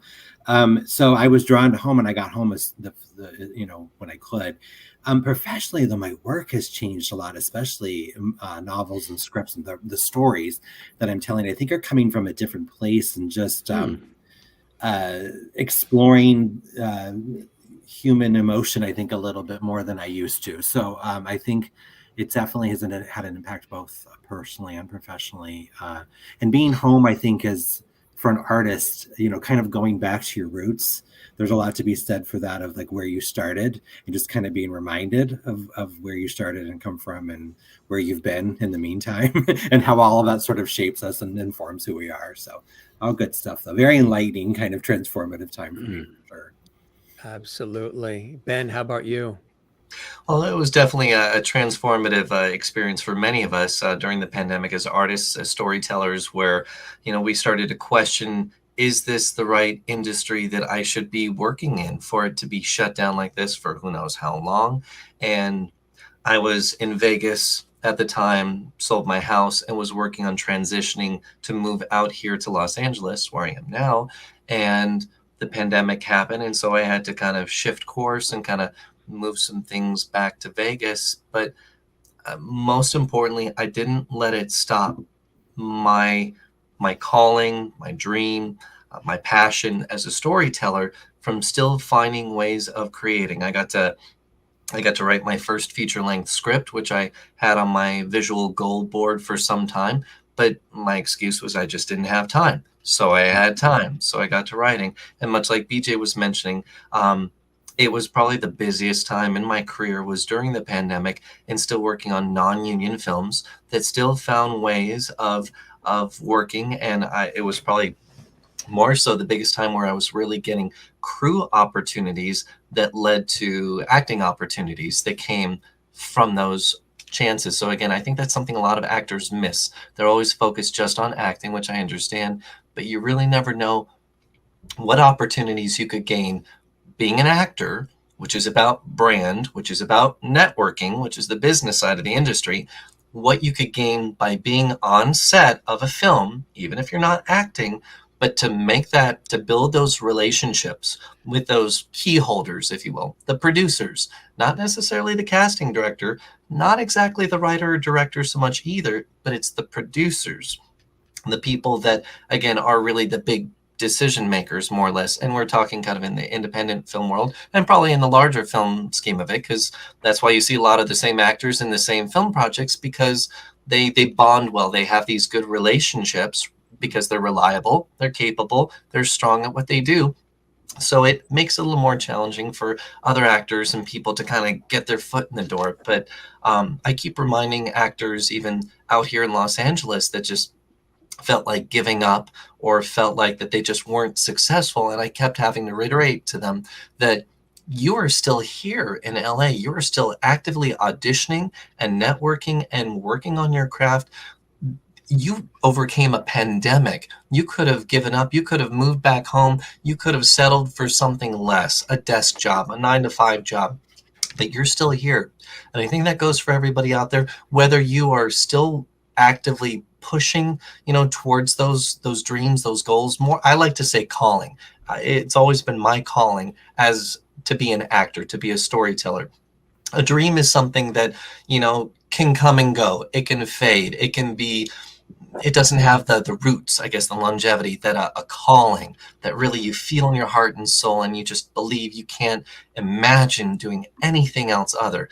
Granted, we need survival jobs and things, of course, to still put food on the table, but I think again for me it was just reminding people of that they overcame so much, and even if you were one of those that shifted course and went elsewhere or taking on another job, don't feel that the acting opportunities or that calling to still tell stories isn't that it's impossible to go back to. You can absolutely go back again. There are actors that Morgan Freeman's a great example, who attempted and tried in his 20s, that wasn't successful and was told that it wouldn't work, and he came back decades later with doing the theater play Driving Miss Daisy, and that eventually got turned into a film, and he came back with the right opportunity, the right story that jettisoned his career. So that's not to say that it may not be your time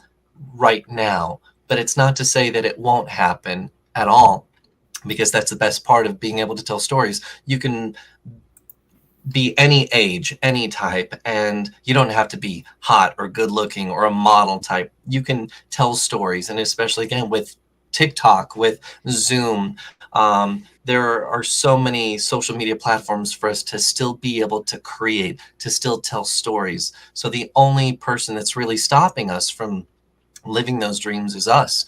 I also heard that a lot in Vegas, of people that were just giving up, and that's why I took it upon myself in collaborating with Jeremy Settles from Got Films out there and creating a Lucky Sevens film challenge, which BJ was also a wonderful contributing force in making possible. They gave 7 film in 7 days shooting budget. So it kind of goes back, once you can have to be able to tell a story, even if it's something as small as that. You don't need $500,000 or $1 million. Try doing it for $1,000. Thinkers that actually got it done and made it possible. And not everybody succeeded in it, but it was one of those, it was very rewarding, educational, giving experience, especially being on the production side and producing.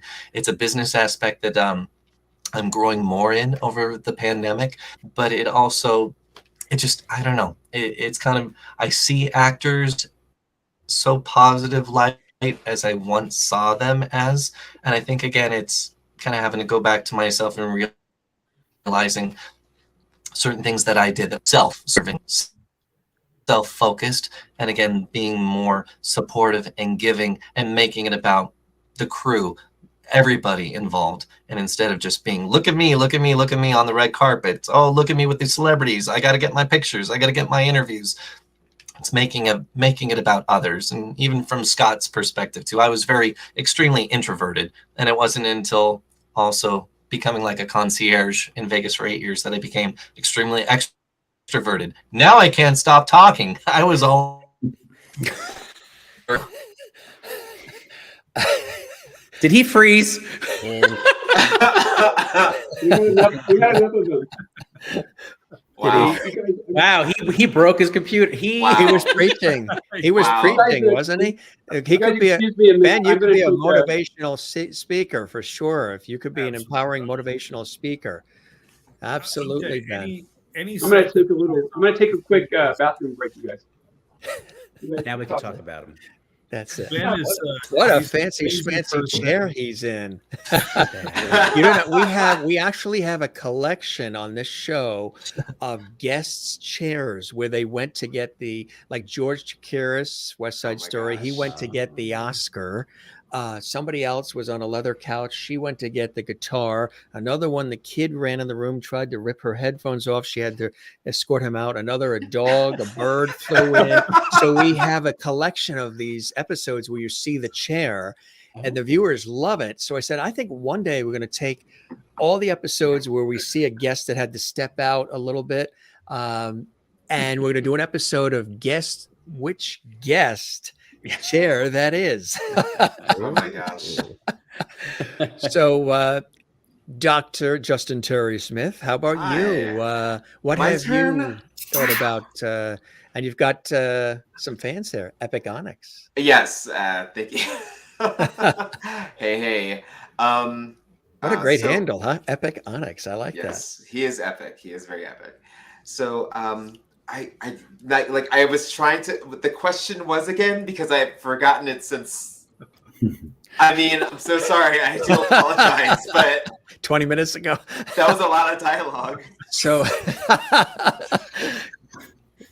we've gone through a lot of different things in our lives with the pandemic and all, and some things that you've learned about yourself and about things you want to do going forward, and things you've learned about yourself as a person, maybe anything you're thinking about differently or how you're approaching things. Gotcha. So Sorry, Justin, we've run out of time. Wow.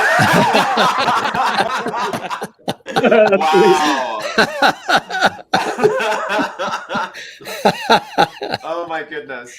Jeff, don't worry. They were saying they love you. Don't worry. They all said they love you. So, yes. That's yes. it. We love the chair. We love that big captain's chair, that Captain Kirk chair you're in. We'll see how they feel about me after we work together for a week. You have to pay each of them $20 for coming on the show tonight. Either that or give them a hot dog. So, Justin?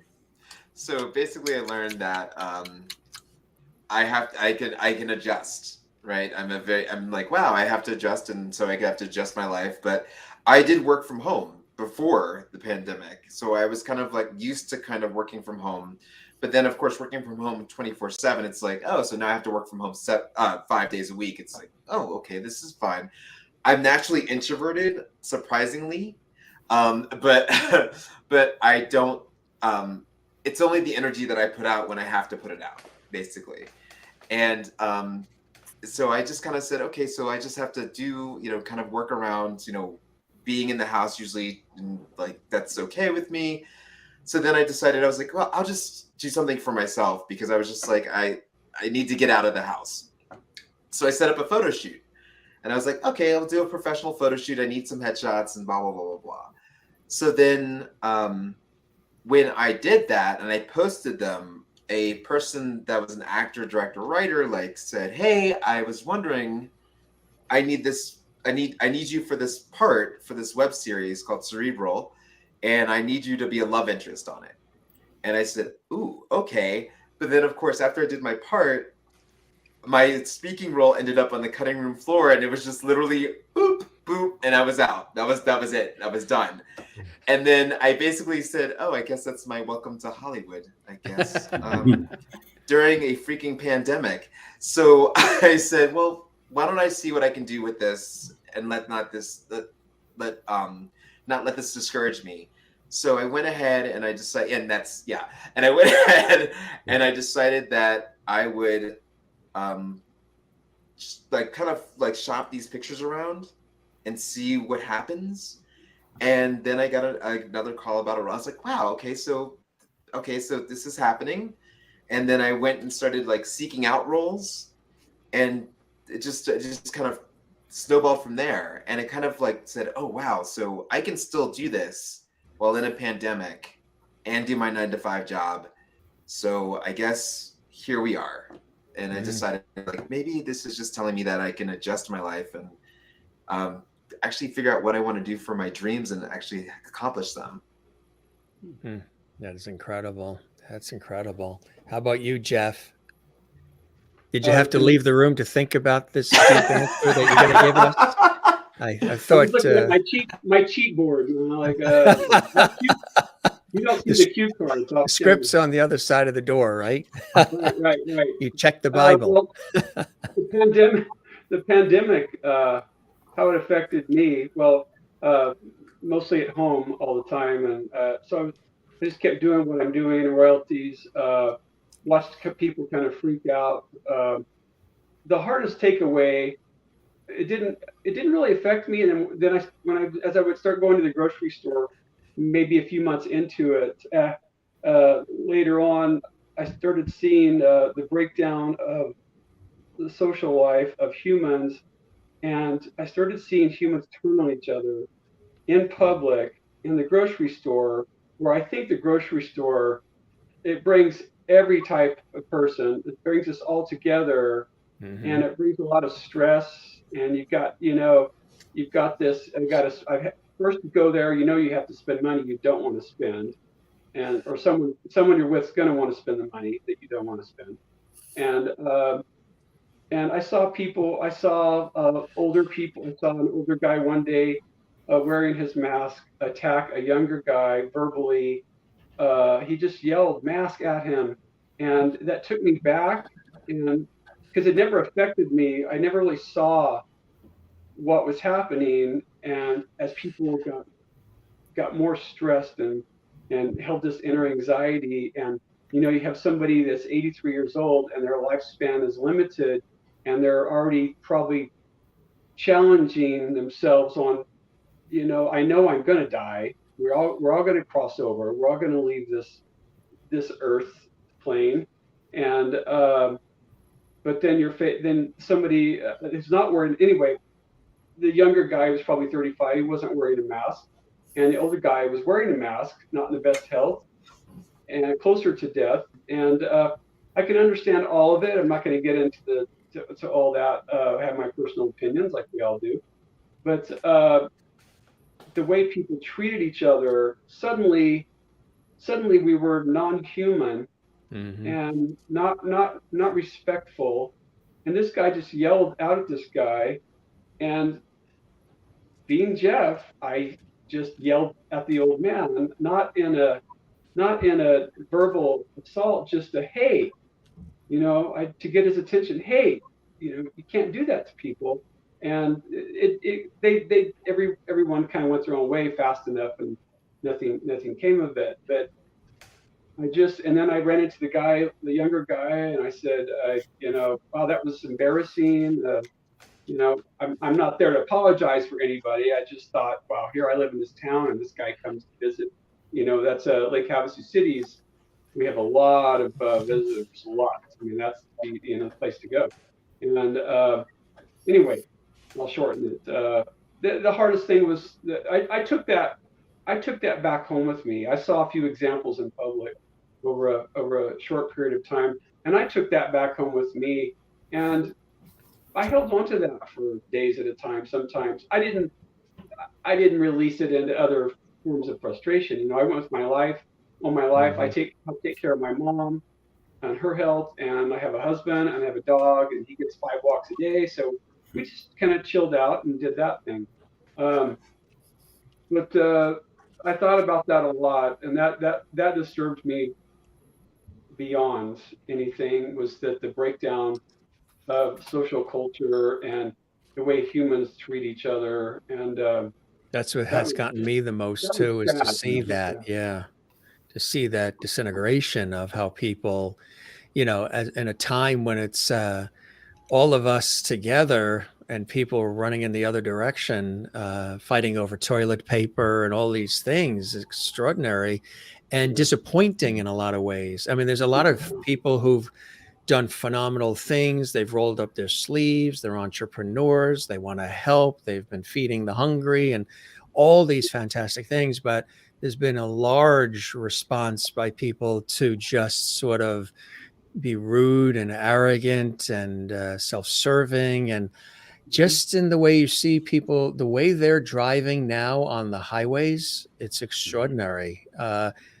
If you thought road rage was rough before the pandemic, now it's like everybody, animals let out of a cage, everybody just taking risks and chances and cutting each other off and getting angry and not caring about the other person and trying to, bring back the 2.5, 3 years that they lost, that we all lost. And it's what you did with it that counts.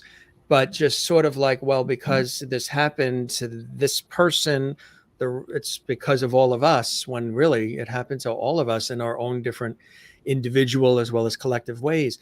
And I'm a Libra, so I'm balance and harmony. I'm somebody who I'm always like middle. I'm not extreme here and I'm not extreme there. I take elements of all the things that I see and feel and try to bring it together. And if we have a birthday cake, everybody gets a slice of the cake. And it's been really, if you're somebody who's always sort of like, maybe I'm a kid of television, working in the industry and of movies where you sort of hope for that happy ending and you think that things are a little bit sweeter than they actually are. And then when you see something like this that happens to everybody, all demographics, all cultures, all ages, all income levels, everything, and people just target each other in the way that they have, it's been really unreal to really, it sounds like it's really affected you deeply, Jeff. It has me too. And we've talked about it a couple of times with guests on the show. Um, I'm hoping it turns around. I said 3 years ago when we launched this series, I'm hoping that we rise from the ashes more empathetic and kinder and collaborative and less divisive and all of this. And because just think about all the kids that are seeing all of this, that are growing up, seeing how the adults are acting, and they're acting out. They're I'm glad I was a kid when I was a kid, because it's a whole other world now with everything, and they're seeing this world being dark and harsh and anger filled, and pushing people out of the way for the rolls of toilet paper kind of thing. I mean, it's interesting stuff. So it's up to all of us and everybody else that's like-minded to keep doing what we do, stick to the essence of who we are, find other people who are in that same, mindset, and sort of just try to bring people together. You guys are doing it with this wonderful film through art, music, nostalgic TV shows and movies, making sourdough bread, all the things that people were doing, going home to Sacramento, coming home up to Connecticut from Florida, all the things that people have been doing to try to reconnect to the humanity of life and who we are and the people and the relationships. That really is the bottom line, with all the glitz, the glamour, and keeping up with this one and following that one. The bottom line is the relationships we have with the people we care about and love the most. And that's what life is supposed to be. And I said all of that without a teleprompter. That's how I feel. I speak from the heart. That's this audience knows that's me. And I get disappointed sometimes. I'm like, wow, this isn't what I thought when I was 10. You know what I mean? This isn't how the Brady Bunch episodes ended. They always found Tiger. They found Bobby and Cindy in the Grand Canyon. Bobby, Cindy. Oh, I had Florence Henderson sat on my lap once. oh my God. Yeah. Wow. Mrs. Brady. We were at a gala event in Connecticut, actually, in Stamford. And we were brought together, and we had all these conversations, interviews, and all this stuff. And the whole night we kept being brought together. It was absolutely uncanny. I was brought into this VIP room, and there was a mob of people in the room to see Florence, because she was the MC for this fundraising gala event for something called Neiman Pick Type C, which affects young children who are, the apple of your eye. They're full of energy, and then all of a sudden they become weak and ill, and it's a irregularity to do with cholesterol and all. And there's a family in Connecticut that is related to Sonny Grasso, who was the New York City police detective that the French Connection was sort of patterned after. They're related to him.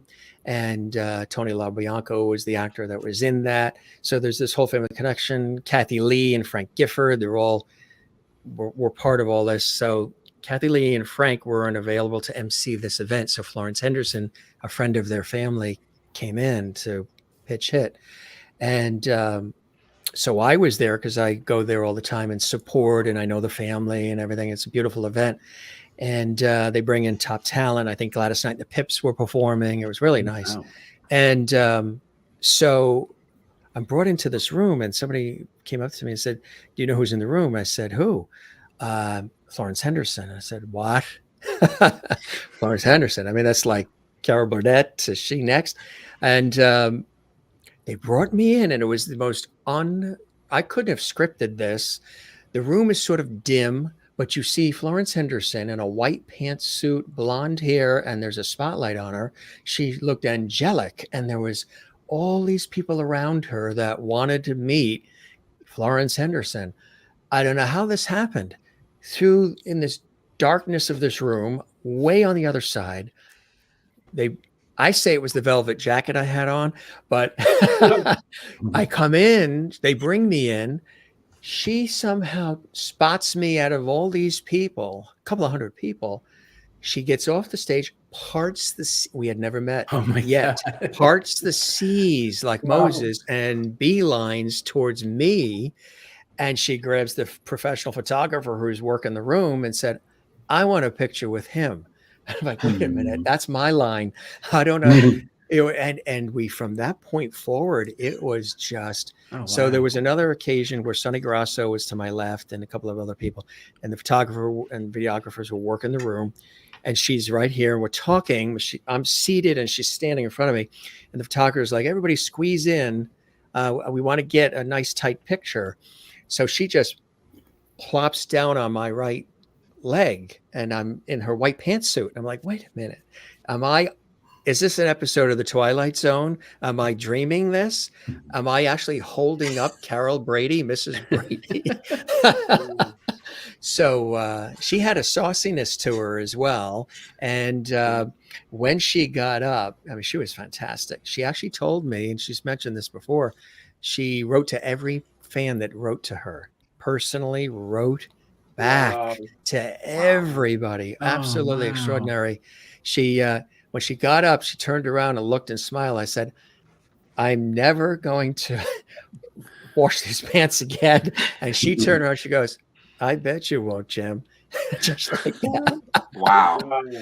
And it was really amazing because towards the end of the evening, she came out of the elevator. Her two daughters were with her because they live in New York. And again, she makes a beeline. Now I'm talking to other people. She comes right to me.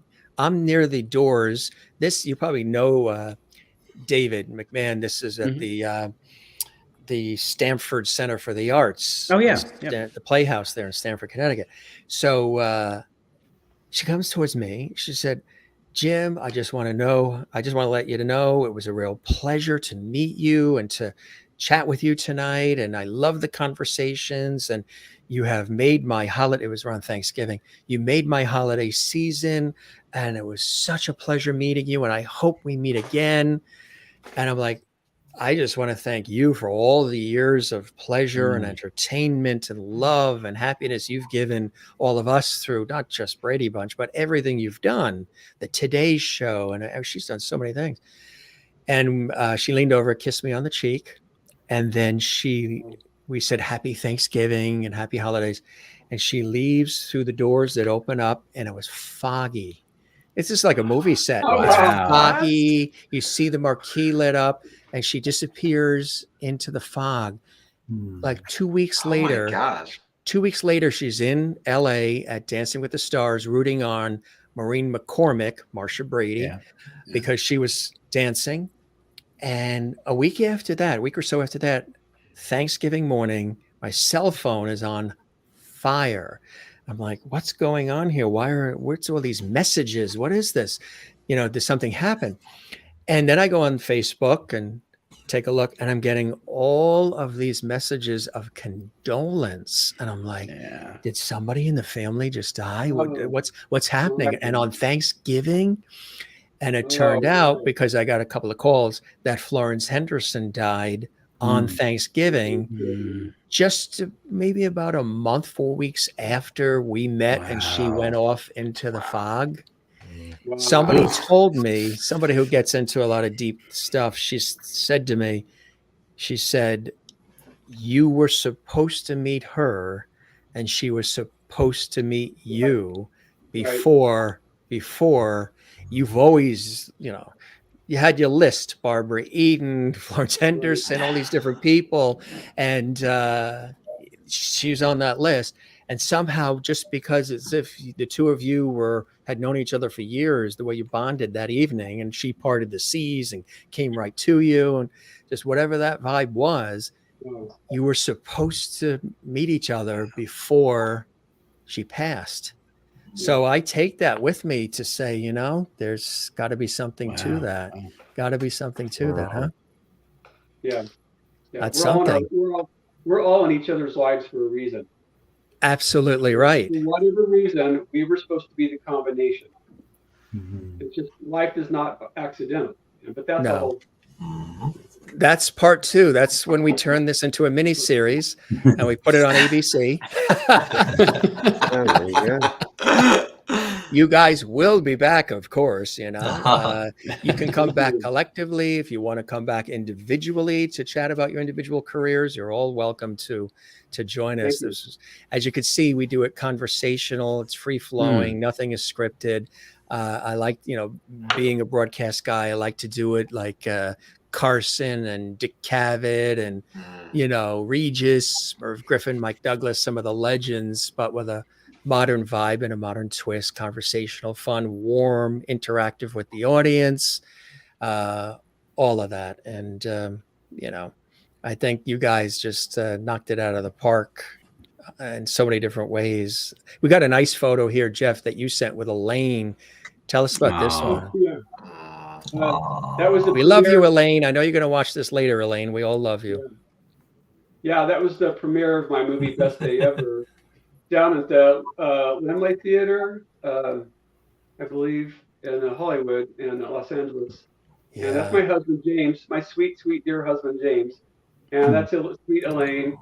And have you ever seen Elaine without that sort of expression? Born with that expression. Happy smile. She has it on the phone when she calls me. I know she has it. She always has that. Yes. Yes. And we got some other shots that were sent along. Oh, look, I'm not in Rabbit. God, people. That's it. Well, did you feel like a rabbit? Right. Funny, Aaron. That's right. Was it 9 out of 10 dentists use Crest? All right, we've seen enough of him. Come on, let's go. Gotta get David in there. There we go. There's more Ben. I love that suit. Cool. I want that. It is a snazzy suit. I will say. I like it. This Jeff, this is yours, huh? That's me working Jack Titus on Warm Wind. Yeah, I was directing him on a Warm Wind. We were devs 115 that day. And it was 115, really? Yeah, that was a Warm Wind movie I did. Jack Titus, great actor. Cool. Here's another shot. Look at this one, Jeff. Whoa. Is that Bob Saget? Is that Bob Saget? Yeah. Yeah, it is. Bob Saget and Dana. Bob Saget and Dana Delaney and me next to Dana Delaney. Oh my gosh! Nice. Oh my gosh! Isn't that incredible? I won my best drama award. That's incredible. Wow. Nice people. Dana was nice. Bob was nice. It was a fun night. Great that shot. Was my first. That was when the. Oh wow! Yeah, I just sent the wrong photos apparently. Yeah, you did. Oh gosh, I gotta kiss that. Hits. Hey, look at that! I got. There you go. All right. Yeah, that's doable. Well, you know that's what? manageable. Yeah, I like that one. When this movie comes out, Wonderful Life, I'm gonna get all these roles. I'm gonna get, You're gonna get all these roles, right? Huh? Yeah. Isn't that cool? This is fun. Awesome. I'll be like, That is Justin, they'll be fantastic. messaging me saying we need a romantic lead because that has never happened to me. But Then send him that one. yeah. Yeah. No. Wouldn't you guys also agree too that like during the pandemic, like when you guys went grocery shopping into stores, that you would actually hear those announcements to give thanks to the employees and the people that were still there serving you and reminding you. Often for a lot of us, we don't tend to thank the people that are serving us or that are working the registers and the jobs, especially again during the pandemic. I think that was a huge, enormous reminder too as well. Even getting out of the pandemic now was just thanking people. Yes. Even if they're stocking shelves at Costco, and you'll find more often than not, surprisingly, that they're shocked that you're thanking them. Yeah. And so Yes. simple. I will say that. And I even did on not do sets, that. even on crew, I and just thanking. It's just so simple. I will say that I didn't do that because I had Instacart the whole time. So like, So he'd like to thank everybody, right? He'd like to thank the Academy. Right. And the driver that drove those The driver that groceries drove. here. So that's actually, I had a thank you card, and I would always get the same driver. She would always get my thing. And so I was like, wow. She's like, yeah, I always know what you get. It's like breakfast burritos, OJ, turkey bacon, egg whites, and that's your breakfast that you have every morning. I'm like, this woman knows me way too well.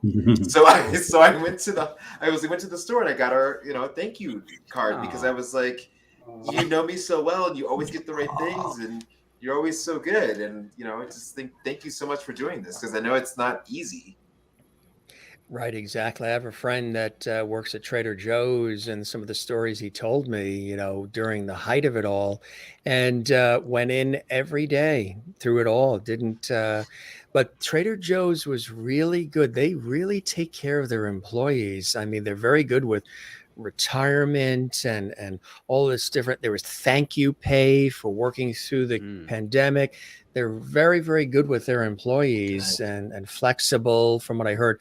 But just, some of the experiences that he saw, like Jeff was talking about with customers and just some of the grabbing off the shelves and all of that in the beginning, and the wiping down of carts. And we don't think about those things, but the stuff that had to be done routine so all of us could continue our lives, people in the post office handling the mail. I mean, just the entire world didn't stop. Certain things still had to continue. The hospitals, I mean, all of it, law enforcement, I mean, everything just had to continue. And God bless everybody who, in their own way, and all the people who went outside on their balconies in Venice and New York and wherever and started playing violins and guitar and entertaining and singing out on the balconies when everything was closed. There are people, when times get tough, they'll come together and try to turn things around. As much as we see the dark side of things, there's a lot of light out there as well. Where there's dark, there's light. And there's a lot of people who were doing some extraordinarily incredible, touching, beautiful things and things have been created as a result of what we've experienced as well, right? Yeah, Definitely. For sure. Anybody going to break out a violin right now and start doing? No, I would. My father will not give me back my alto sax. He has stolen it from me and he's holding it hostage. Yes, and I'm so serious. Now, does he play it? No. Oh, you think because he would want to use it? No, I don't understand. I'm the only one that can play it, and I'm like, where, what's going on? Why are you not giving this to me so I can play it? And he's like, oh, I think that it's best if it stays at home. Well, what's going to happen is once this movie becomes, an Oscar-winning movie, you're going to see that on eBay selling for a lot of money. Knowing him, maybe he might do that. He might actually do that. I would not put it past him. I like Jeff's lighting. Jeff, he's disappearing into the darkness. Or did the I know it's getting darker. There's the chair again. There's that gorgeous chair. Boom. That is really nice. It looks really comfortable. 2 hour night, super. Well, gang, now I've got overhead lighting. Now I got to push the camera down. I think David has seen this special person that usually pops in during our show. I think he popped in when Matthew Barnes was here. He usually pops in. I did a nostalgic episode of the series, and we were talking with the viewers about, TV shows and nostalgic toys and all kinds of cool things like that. And I put this on, and the audience fell in love with it. So he always makes his way into the show. Mr. George Burns is with us. Oh my God! There he is. Say goodnight, Gracie. He's got his cigar. He's got his red pocket square. My aunt, David McMahon, my aunt in West Hartford, Connecticut, Aunt Lillian, had a unreal collection of decades worth of very expensive dolls. Oh, So through the family, my cousin Barbara passed this down to me. She said they were going through one of the rooms. She had one room designated the doll room. And she said, do you want to have the George Burns? And I said, absolutely. That's so this is a incredible. real, it's supposed to be in a box, plastic, not really touched, but he's here and he thoroughly enjoyed the conversation, Mr. George Burns here. You could just hear that voice. You could just, That's it's it. so cool. Yeah. I tell you, George Burns, what he does is he hangs out below here as an associate producer with his martini and his cigar. And somebody else that pops in here, you'll appreciate. Gilligan is with us from Gilligan's Island. Bob Yay, Denver. Gilligan. Bob Yeah. Denver. His wife, Bob Denver, the actor, his wife, Dreama Denver, who's a prolific author, beautiful person. She was a guest twice. It says, aloha, Jim, Dreama Denver. Wow. She was here twice. And she talked about Bob Denver playing, Dobie Gilligan and all of that. And she said, you're missing something from the set, Jim. And what am I missing? She said, you're missing a Gilligan. Oh. Sure, she sent the Gilligan. And Cool. back here's the I Dream of Jeannie bottle. And then Don Fullilove, who starred as Mayor Goldie Wilson in the Back to the Future movies, was a guest. He had an awesome time. And he looked around. He said, You've got a Gilligan. Well, now you got to have a Mayor Goldie Wilson. You got to have a mini Don Fullilove. And there it is. Oh my God. That's awesome.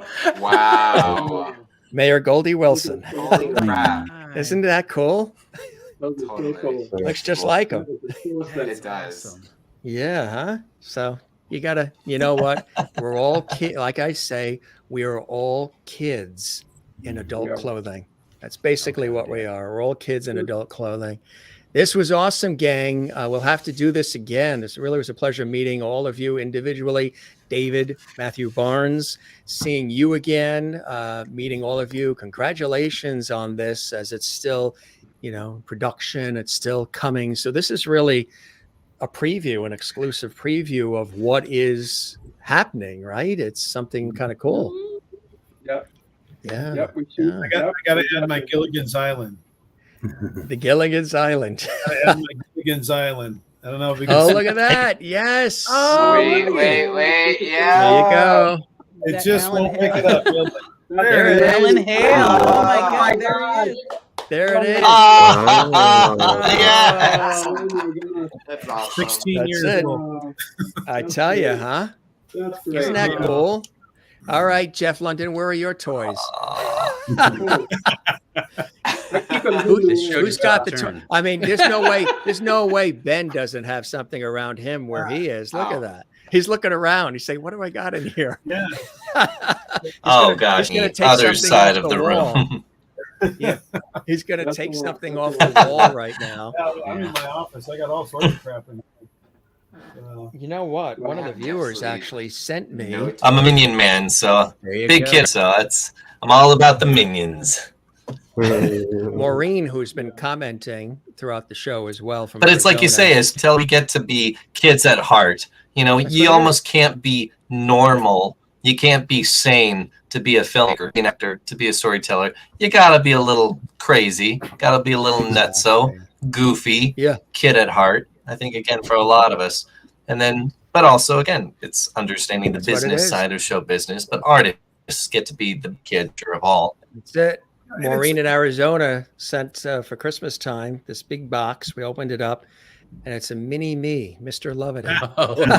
Holy crap. Maureen, that's great. Love How that. cool is that, huh? That's the coolest thing. So cool. Wow. I tell you. Love that. You gotta have fun, gang. This was awesome. I know you guys got to scoot. You got a lot of stuff going on. The weekend is here. Thanks for all the time. We'll just do a quick little round robin here. Each of you to have some final words that you want to share before we wrap up. And I hope you enjoyed the time with me as much as I have with you, and the show met whatever expectations you had. Scott, I'll start with you. This is so fun. Thanks for having us. And yeah, check out the movie. It's going to warm your heart for sure. Thanks, Scott. I appreciate it. And David McMahon. Yeah, this was great. Honored to be among the Loveties, right? I want to make sure I have it correct. Loveties. That's it. Absolutely. And all these comments, you guys are also supportive of each other. Just like reading through those things, that's wonderful. So we hope you like the little film that we will be putting together soon. Absolutely. BJ, how about you? You know what? This is a great experience. Enjoyed it. Happy to do it again. Final thoughts on things. You know, I don't care race, creed, color, orientation, political affiliation. For God's sakes, just be nice to each other. Love us all. Yeah. Everybody. We're all in this together. For God's sake, just make it happen the right way. Seriously. Yeah. Exactly Amen. right. Yes. Justin, how about you? Oh, I just want to say thank you so much for letting us come on. This is amazing. Jeff, big thank you to you. This is just an awesome opportunity. And I just want to say thank you so much from my heart to yours. Yeah, check out our film. It's going to be awesome. It's going to be great. It's going to be everything. You'll love it. I love that. And Ben, how about you? Is Ben frozen? Now he gets quiet. You know, it's the ABCs of life for artists. Yeah. Right, quiet. I know. I can't stop talking. It's Okay, I always, have to get on last. Pregnant pause. always be creating. You know, teamwork makes the dream work. No rest for the best. On the way of just a helping hand wherever see a need, fill a need. 1,000 small gestures really goes a long way, especially in this industry. It's going to take you far, and it's not going to take a 4-year degree in acting to have a successful career. It's being kind, being supportive, loving, giving, helpful. Just be nurture, help tell in any capacity, way, shape, or form. And there's so many resources out there. Go to a library, check out books. Work on your headshots, your resume, your demo reels. And if you don't have all of that together, work on it. Ask around, see if there's anybody you can help with their materials and how hopefully they can help you with yours. Absolutely. David Matthew Barnes, how about you, my friend? Jim, I just want to thank you for the beautiful safe space you always create here for artists, and how generous you are and how supportive you are, and your levities as well. And Jeff, I just want to thank you for bringing us all together and for being the visionary and for your kindness and your collaborative spirit. I hope this is the first of many projects. Go. Well, thank you very much. Go. It is so great to meet everyone here today. I hope this is a huge success. And Mr. London, how about you? Yeah. Well, I thank you, Jim, for you're so gracious, such a host. You put this together on the fly. I mean, just like in 2 days, you did this, and it surprised everybody. And I'm so grateful for you doing this, and to my wonderful cast that I'll be working with in 6 weeks. It's going to be great. It's going to be a fun, great, relaxing production, and I hope I've done everyone justice for writing the right parts and the good parts, and everybody can. I want the public to really rally around like they've been doing. Facebook, we have a warm wind. I knew I would do that. A Wonderful Life on Facebook. I shouldn't have done that. It's a wonderful. I did a warm wind already. This is A Wonderful Life on Facebook. That's why you left the room earlier. Wow.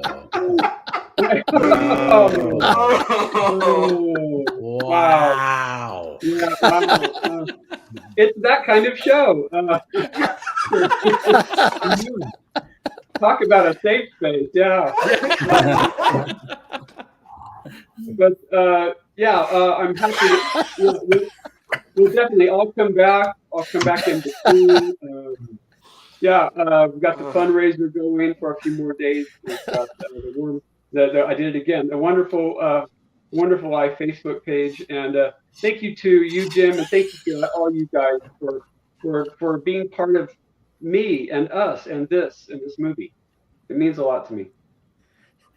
I think we hit the doctor's funny bone. I'm so sorry. It's fantastic. No, you got to laugh right through everything. You got to laugh. You got to have humor. I'm a big believer in levity. That's why I said the show has a lot of light, love, levity. Once said it too fast. I said light and levity, combining love and levity. Yeah. And out came this word levity. And, I think we all need that every once in a while just to break the ice a little bit. Here is that incredible film. Look for it, folks. A Wonderful Life. There's an incredible cast, crew, producers working so hard to put this together. It's going to be really, really amazing. What's the plan, Jeff? Or I guess it's to be determined as far as where eventually you hope people will be able to see it. Streaming, where would it be? The first place, of course, it will go to streaming is Amazon Prime, rental, download to own, and then eventually it will go to Prime, like free Prime, for Prime members. And so that's the first step. Terrific. And we'll hit some festivals if the festivals time out to be available. Yeah. When the movie's done, that's always the tricky part. You can't sit on a movie. I've had to sit on a movie for half a year at times just to try to meet the festivals. And I'm not going to do that anymore because money and time and people want it out there, and it's got to be out there for the holidays. So we do have a schedule to have it out for the holidays, for this in October. Good stuff. Well, good luck. We'll have you guys back for sure, and some of the other cast and crew. Thanks so much, gang, for stopping by and giving us all this time. We figured we'd chat for 45 minutes, an hour. We've done 2 hours and 11 minutes, and it just went by. So you guys, real troopers. This was Well, we know where everybody's headed next.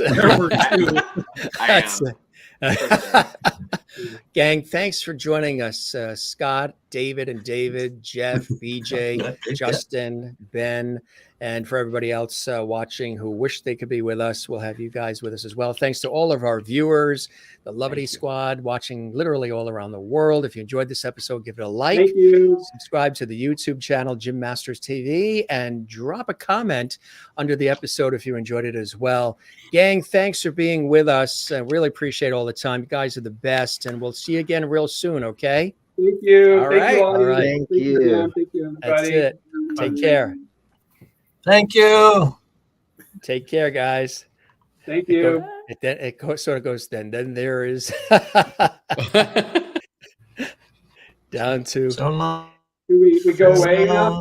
yeah, we'll have you go. Goodbye. Thanks, Ben and Jeff. Thank you as well, and everybody watching. Wow, was this cool? You guys enjoy yourself.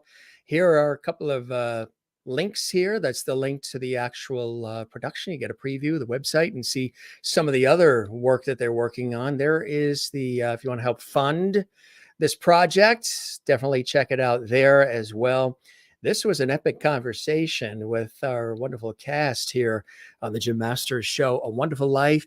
Take a look at your screen, the folks that are involved in this right here, and many, many more, of course, behind the scenes as well. And we thank Jeff and company for joining us. It's going to be a great movie, heartwarming, and just it's going to be something. So you got an exclusive preview here on the Gym Masters Show live series, behind the scenes with writers, executive producers, cast, creators who are putting this movie together as we speak. Going to come out in the fall, and you've got an exclusive, like 6 month ahead preview of it all. And I think that is awesome. That's what we do here at the Gym Masters Show. If you enjoyed the episode, as we always say, we always love having you guys here.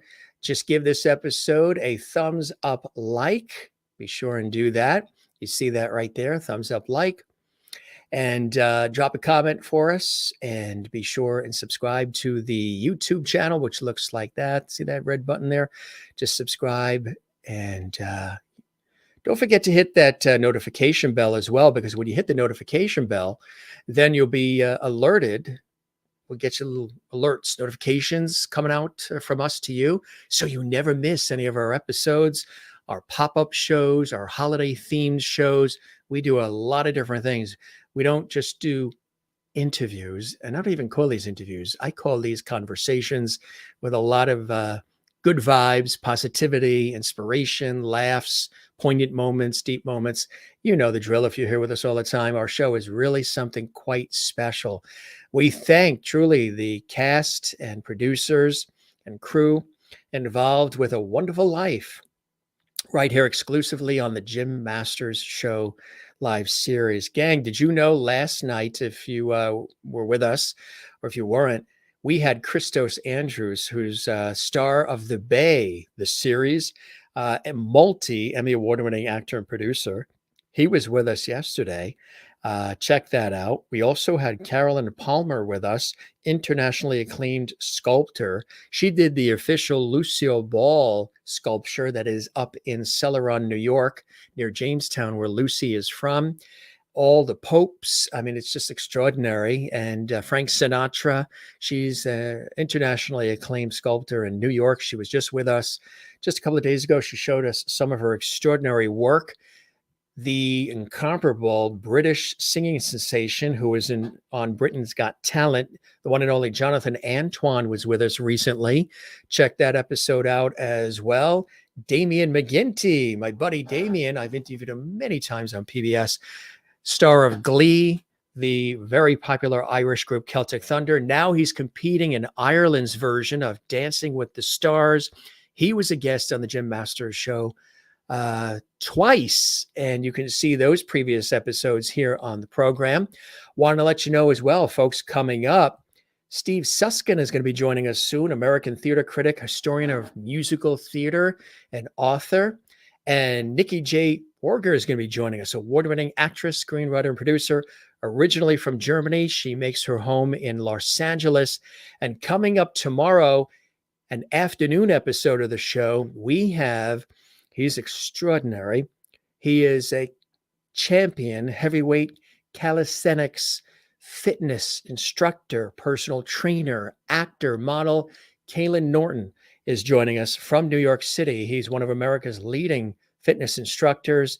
He's going to be joining us with all kinds of incredible health and wellness tips, how to get fit, how to be healthy, mind, body, and spirit. That's tomorrow, 3 p.m. Eastern, noon Pacific, right here on the Jim Masters Show live series on our YouTube channel, Jim Masters TV. So as you know, a lot of variety, all kinds of different guests from Broadway, Hollywood, television, film, music, stage, culinary arts, sports, health and wellness, fitness, the arts, comedy, just about everything. Good stuff. The comments still pouring in here. Thanks for all the comments.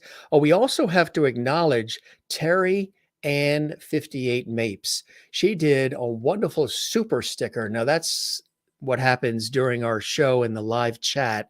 You can do super stickers, super emoji, or you can do all kinds of things, super chat. And she did that. Thank you very much for that generous super sticker, Terry Ann. We really, truly appreciate that. And we love you for that. Obviously, the conversation meant a lot to you, and we really appreciate that. That helps us. That'll pay for, I think, one of these LED light bulbs when they burn out on set. Thank you, Terry, and you're so generous, and you are a beautiful soul. And everybody who watches and does that as well. Kathleen does it a lot. Maureen, we appreciate y'all. Kathleen Walker says, thank you, Jim. Great guys. Yes, absolutely. Fun show. And those who are part of the cast who couldn't be with us, you're welcome to join us as well. Of course, our dear friend Elaine Ballas, you know Elaine, right? She's been with us multiple times on all kinds of she's been on holiday specials, birthday specials, anniversary shows we've done. And of course, she's been a guest herself. And she wanted to be with us, but she's on a shoot. She's on set right now. So we will have her soon.